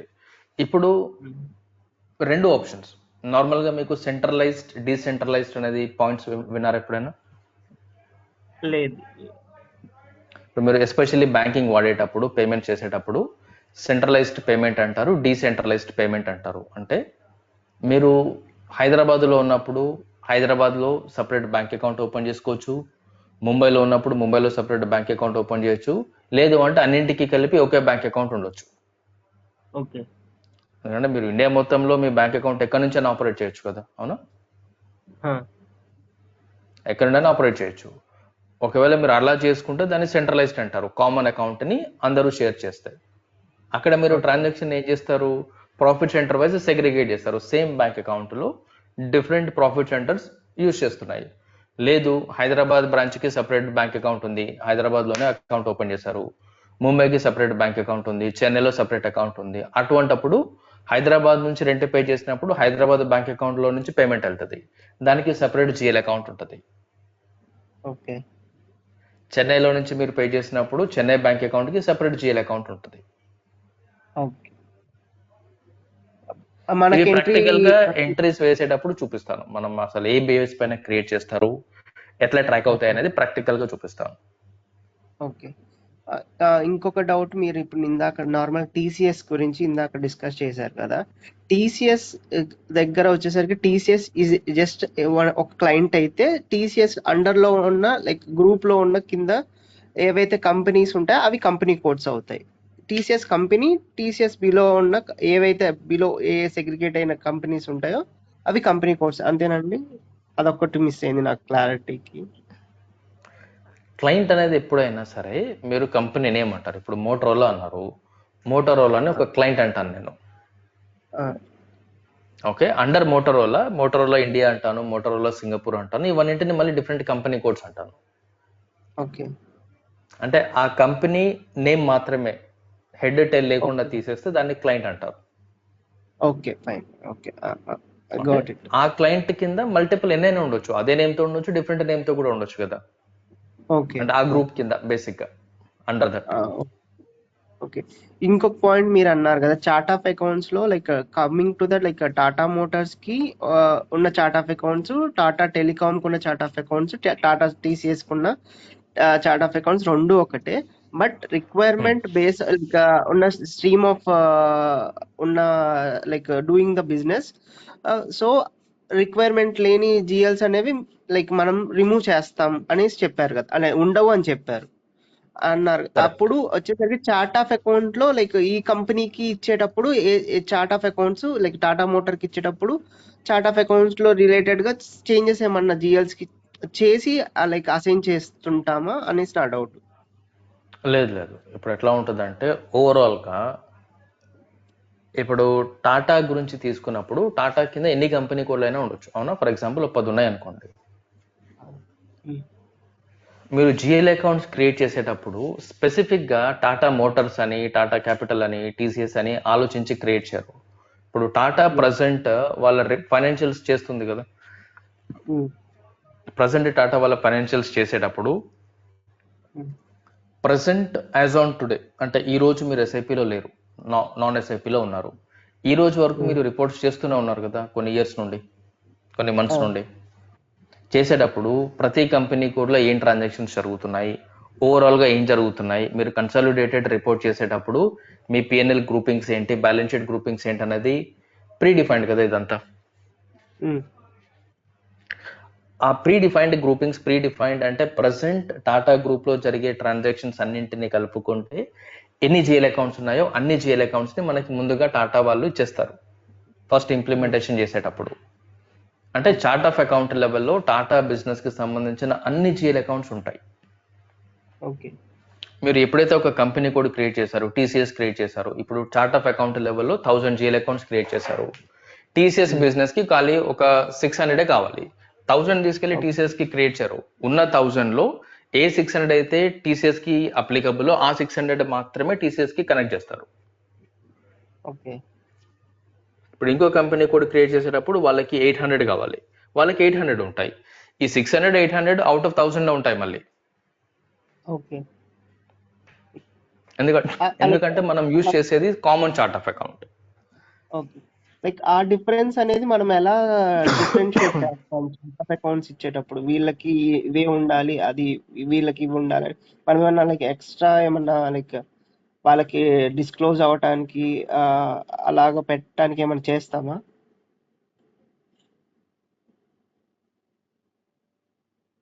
హలో హలో హలో అజయ్, వినబడుతుందా? వినిపిస్తుంది. లైక్ మనము ఇప్పుడు డిస్క్లోజ్ పర్టికులర్ జిఎల్స్ వీళ్ళకి మాత్రమే ఉండాలి, వీళ్ళకి ఉండకూడదు అన్నప్పుడు మనం ఏమన్నా లైక్ ఏమన్నా లైక్ కాన్ఫిగరేషన్ కానీ ఏమన్నా చేస్తామా అనేసి నా డౌట్. కాన్ఫిగరేషన్ ఏది ఉండదు. మీరు ఏది కంట్రోల్ చేయాలన్నా కూడా ఫస్ట్ పాయింట్ కంపెనీ కోడ్ లెవెల్లో ఉంటుంది. సెకండ్ పాయింట్ వచ్చేసి మీరు కంపెనీ కోడ్లో ఉన్నా కూడా కొన్ని డిస్ప్లే చేయాలి, కొన్ని డిస్ప్లే చేద్దాం అంటే మీకు రోల్స్ అండ్ ఆథరైజేషన్స్ అని ఎప్పుడైనా విన్నారా? బేసిస్ అని ఒక మాడ్యూల్ ఉంటుంది, జిఆర్సి అని ఒక మాడ్యూల్ ఉంటుంది. ఆ మాడ్యూల్ని బేస్ చేసి కంట్రోల్స్ పెడతారు. వీళ్ళకి ఈ డేటానే డిస్ప్లే అవ్వాలి, వీళ్ళకి ఈ డేటా డిస్ప్లే అవ్వద్దు అంటే అన్నీ ఉన్నా కూడా ఆ యూజర్కి సెలెక్టెడ్ డేటా మాత్రమే డిస్ప్లే అవుతుంది, మిగతావన్నీ హైడ్ అయిపోతాయి. Okay okay got it. Okay okay thank you. Lokesh. Hi Ajay. Ajay నా డౌట్ వచ్చేసి ఫార్మా క్లయింట్ని మనం క్లయింట్ అని చెప్పుకోవచ్చా? అంటే రెజ్యూమ్లో క్లయింట్ కంపల్సరీగా మెన్షన్ చేయాలి? రెజ్యూమ్ పాయింట్ ఆఫ్ లో మీరు క్లయింట్ అన్నప్పుడు కంపెనీ నేమ్ అది మళ్ళీ. ఓకే. అంటే రీసెంట్లీ నా ప్రీవియస్ మేనేజర్ వచ్చి ఫార్మా క్లయింట్కి ఐజీపీ ద్వారా ఎస్ఏపి పిఏపిఎంకి వెళ్ళారు, ప్రాఫిటబిలిటీ అండ్ పెర్ఫార్మెన్స్. సో ఆ క్లయింట్ నేను దాని మీద వర్క్ చేశానని చెప్పి నేను పెట్టుకోవచ్చా, లేదంటే అది బయట గూగుల్ చేస్తే ఈ particular client SAP Fico use చేయట్లేదు అనేది తెలిసిపోతుంది? ఫస్ట్ మనం వాళ్ళు ఎస్ఐపి వాడుతున్నారా లేదా మనకు తెలుస్తుందా? ఇప్పుడు ఆ క్లయింట్లో ఎవరో ఒకరు ఉన్నారు అంటే వాళ్ళని అడిగితే చెప్పేస్తారు వాళ్ళు ఎస్ఐపి వాడుతున్నారా లేదా అనేది. మీరు గూగుల్ చేసినా దొరుకుతుంది, అది డిఫరెంట్ స్టోరీ. బట్ అంత లెవెల్ ఎవరు చూడరు. వాళ్ళు ఎస్ఐపి అరీబా అని చెప్పారు. అరీబా అనేది పోర్టల్. ఓకే. మాడ్యూల్ వచ్చి పిఏపిఎం అండ్ అరీబా యూజ్ చేస్తామని చెప్పాను. ఎస్ఐపి ఉందంటే మీరు చెప్పేయచ్చు, నో డౌట్ అబౌట్ ఇట్, మీరు చెప్పేయచ్చు. Okay, thank you. And pharmaceutical అయితే ఆర్గ్యూ స్ట్రక్చర్ ఎట్లా ఎక్స్ప్లెయిన్ చేయాలి? అకౌంటింగ్ పాయింట్ ఆఫ్ వ్యూలో మనకి డిఫరెన్సెస్ ఏమి ఉండవు. మీరు ఏ సెక్టార్లో వాడినా కూడా డెబిట్ క్రెడిట్ అకౌంటింగ్ ఎంట్రీలు, టీబీపీఎన్ఎల్ బ్యాలెన్స్ షీట్ అవి అట్లాగే ఉంటాయి. అవి ఎక్కడ డిఫరెన్షియేట్ అవుతాయి అంటే పర్చేసింగ్లో, ప్రొడక్షన్లో, సేల్లో అక్కడ చిన్న చిన్న చేంజెస్ వస్తాయి. అవి పార్ట్ ఆఫ్ ఇంటిగ్రేషన్ మీకు అర్థమైపోతాయి. ఒకవేళ ప్రాఫిట్ సెంటర్ గురించి అడిగితే కనుక, అంటే మనకి ఇప్పుడు మనం సామ్సంగ్ మొబైల్ తీసుకుంటే సర్వీసింగ్ కానీ అట్లా డివిజన్స్ ఉంటాయి కదా, డిపార్ట్మెంట్స్, అట్లా అట్లా కరెక్ట్ ఫార్మర్లో ఎట్లా ఎక్స్ప్లెయిన్ చేయాలి ఫార్మర్? వాళ్ళు చెప్తారు మనకి, వాళ్ళు ఏ బేస్ పైన వాళ్ళు బిజినెస్ ని సెగ్రిగేట్ చేస్తున్నారు, లైన్ ఆఫ్ బిజినెస్ వర్టికల్స్ అనేవి క్లయింట్ చెప్తాడు మనకి. ఓకే, అంటే ఇంటర్వ్యూలో మనల్ని అడిగినప్పుడు ఎట్లా ఎక్స్ప్లెయిన్ చేయాలి? అంటే నేను అది పెట్టుకుందాం అనుకుంటున్నాను. ఈ పాయింట్స్ నేను యూజువల్గా ఇంటర్వ్యూ సెషన్స్లోనే మాట్లాడతాను, ఎందుకంటే ఈ సెషన్స్లో ఇది టూ ఎర్లీ ఆ పాయింట్స్ మాట్లాడడానికి. ఓకే, ఓకేనా? వన్స్ మనం కాన్ఫిగరేషన్ ఇవన్నీ చేసేటప్పుడు ప్రాఫిట్ సెంటర్ అకౌంటింగ్ దగ్గర వచ్చినప్పుడు, లేదు అంటే ఇప్పుడు మనం ఇంటర్వ్యూ సెషన్స్ ఏవైతే మాట్లాడుతున్నానో అక్కడ నేను మీకు ఇండస్ట్రీ సెక్టర్స్ కానీ డిఫరెంట్ డొమైన్స్ మనం ఎట్లా రిప్రజెంట్ చేస్తామో అవన్నీ అక్కడ ఎక్స్ప్లెయిన్ చేస్తాను డీటెయిల్డ్గా, అంటే డిఫరెంట్ ఎగ్జాంపుల్స్ తీసుకొని అక్కడ మాట్లాడతాను. సార్ నేను సునీల్ని సార్, sorry to interrupt, last doubt sir. Sir మనం ఆల్రెడీ డిస్కస్ చేసినాము, సో మీరు ఒకసారి టాటా గ్రూప్ అని టైప్ చేస్తారా sir, if you don't mind, in the excel file?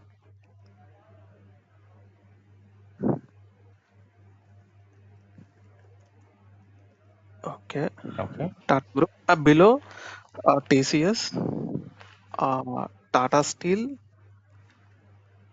And Tata telecommunications.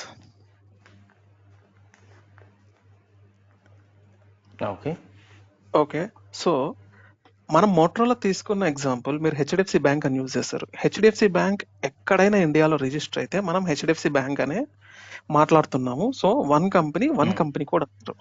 Okay, but for example నేను టాటాలో TCS లో ఇంటర్వ్యూ అటెండ్ అయినాను.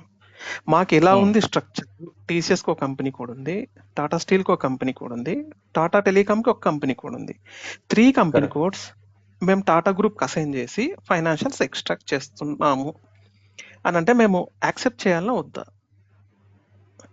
ఇక్కడ 2 డిఫరెంట్ ఎగ్జాంపుల్స్. మీరు మోటరోలా అన్నప్పుడు 100% one company code one company అన్నారు. నాకు చిన్న లాజిక్ మిస్ అవుతుంది, సారీ. ఇక్కడ ఇప్పుడు మీరు SAP ప్రాజెక్ట్స్ గురించి మాట్లాడేటప్పుడు, ఓకే, ఇక్కడ మీకు ఓల్డ్ ఇంప్లిమెంటేషన్స్ ఉంటాయి ప్లస్ న్యూ ఇంప్లిమెంటేషన్స్ ఉంటాయి, అవునా? ఓకే, ఇప్పుడు one company is equal to multiple company codes. ఇది ఓల్డ్ అప్రోచ్. ఓకే, అదే ఇప్పుడు నేను న్యూ ఇంప్లిమెంటేషన్ న్యూ అప్రోచ్ పెట్టినప్పుడు 1:1 one company is equal to one company code. ఇక్కడ ఇప్పుడు నువ్వు మార్కెట్లో వెళ్ళినప్పుడు మీకు ఇది అప్లికబుల్ అవుతుంది, మీరు ఇదే మాట్లాడాలి. Okay, since this is old implementation మీరు అలా ఫాలో అవుతున్నారు. ఇనిషియల్ గా ఇది అప్రోచ్ ఉండేది, బట్ యాజ్ డేస్ ప్రోగ్రెస్డ్ సిస్టంలో వచ్చిన డిఫరెంట్ చేంజెస్ ఇవన్నింటి వల్ల ఈ అప్రోచ్ ఇప్పుడు ఎవరు వాడరు. Nobody uses this. Okay, my doubt clear. Okay, రెండు అప్లికబులే, కాకపోతే మీరు మాట్లాడేటప్పుడు మీ ఎక్స్పీరియన్స్ పాయింట్ ఆఫ్ వ్యూ మాట్లాడతారు కదా. Yes sir. అండ్ మీరు ప్రజెంట్ చేసిన ఇంప్లిమెంటేషన్ గురించి మాట్లాడతారు. అప్పుడు మీరేం చెప్పాలి, మీరు మీ ప్రాజెక్ట్లో ఏం చేశారో అదే మాట్లాడాలి. జనరల్గా ఒక్కొక్క క్లయింట్లో ఒక్కొక్క కంట్రీలో ఒక్కొక్క రకంగా చేస్తారు. సో దానికి జస్టిఫికేషన్ మీరు ఇవ్వగలరు ఎప్పుడైతే మీరు దాంట్లో ఇన్వాల్వ్ అయి ఉంటారో, లేదంటే ప్రాక్టికల్గా అక్కడ ఏం జరిగిందో మీకు తెలిస్తే మీరు మాట్లాడగలరు, అవును? Yes, of course. Otherwise you have to strictly go with this approach 1-to-1. One company code. That's what we have far. Okay sir, thanks. Okay, Lokesh.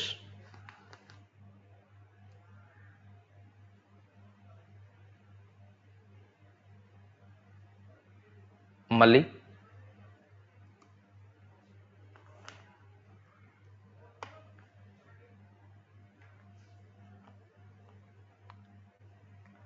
Fine, no more doubts. అయితే ఇవి రిఫర్ చేయండి, ఈ కాన్ఫిగరేషన్ స్టెప్స్ అన్ని refer చేయండి ఒకసారి. మీకు ఖచ్చితంగా ఇవి గుర్తుండాలి అంటే టీ కోడ్ ఇవన్నీ పట్టించుకోవద్దు. ఓన్లీ ఈ స్టెప్స్ ఏవైతే రాశానో ఈ స్టెప్స్ మాత్రమే చూసుకోండి. ఈ స్టెప్స్ చూసుకున్న తర్వాత నెక్స్ట్ సెషన్లో కంపెనీ కోడ్ నుంచి డాక్యుమెంట్ పోస్టింగ్ వరకు ఎట్లా జరుగుతుంది అనేది నెక్స్ట్ సెషన్లో చూస్తాం. ఓకేనా? Okay sir, thank you sir. Hello sir. Yeah hello hello sir. Sir sir వినిపిస్తుంది సార్. వినబడుతుంది, హలో చెప్పండి చెప్పండి చెప్పండి. సార్ నాకు ఒక డౌట్ సార్. సార్ ఇప్పుడు ఇంటర్వ్యూలో కంపెనీ కోడ్ అని అడిగితే ఎలా చెప్పారు సార్ ఇది? గూగుల్ అది ఇందాక చెప్పినట్టుగా గూగుల్ డెఫినేషన్లు అవన్నీ మాట్లాడద్దు. మనం కాన్ఫిగరేషన్ నెక్స్ట్ సెషన్ లో చేసినప్పుడు అప్పుడు ఎక్స్ప్లెయిన్ చేస్తాను అసలు ఏంటి, మనం ఏం చేస్తున్నామో సిస్టంలో, ఏ బేస్ పైన మనం మాట్లాడాలి. అంటే మీరు మాట్లాడేది ప్రాక్టికల్ గా ఏదైతే జరుగుతుందో అదే ఉండాలి. అది వన్స్ మనం కాన్ఫిగరేషన్ చేసిన తర్వాత మాత్రమే అర్థమవుతుంది. ఇప్పుడు నేను ఏది చెప్పినా కూడా మీరు ప్రాక్టికల్ గా రిలేట్ చేయలేరు నేను ఏం మాట్లాడుతున్నాను అనేది, ఎందుకంటే ఇంకా నేను సిస్టమ్ ఓపెన్ చేయలేదు. వన్స్ మన ఈ కంపెనీ కోడ్కి సంబంధించిన రిక్వైర్మెంట్ లిస్ట్ అవుట్ చేసి దాన్ని సిస్టంలో కాన్ఫిగరేషన్ చేసినప్పుడు మీకు ప్రాక్టికల్గా అర్థమవుతుంది అసలు కంపెనీ ఏంటి, కంపెనీ కోడ్ ఏంటి, ఇక్కడ నేను రాసిన ప్రతి స్టెప్ ఏంటి, ఇది ఏం చేస్తారు, కాన్సెప్చువల్గా ప్రతి పాయింట్ ఎక్స్ప్లెయిన్ చేస్తాను. ఓకేనా? Okay sir. Fine then. So remaining portion మనం నెక్స్ట్ సెషన్లో చూద్దాం. Good night.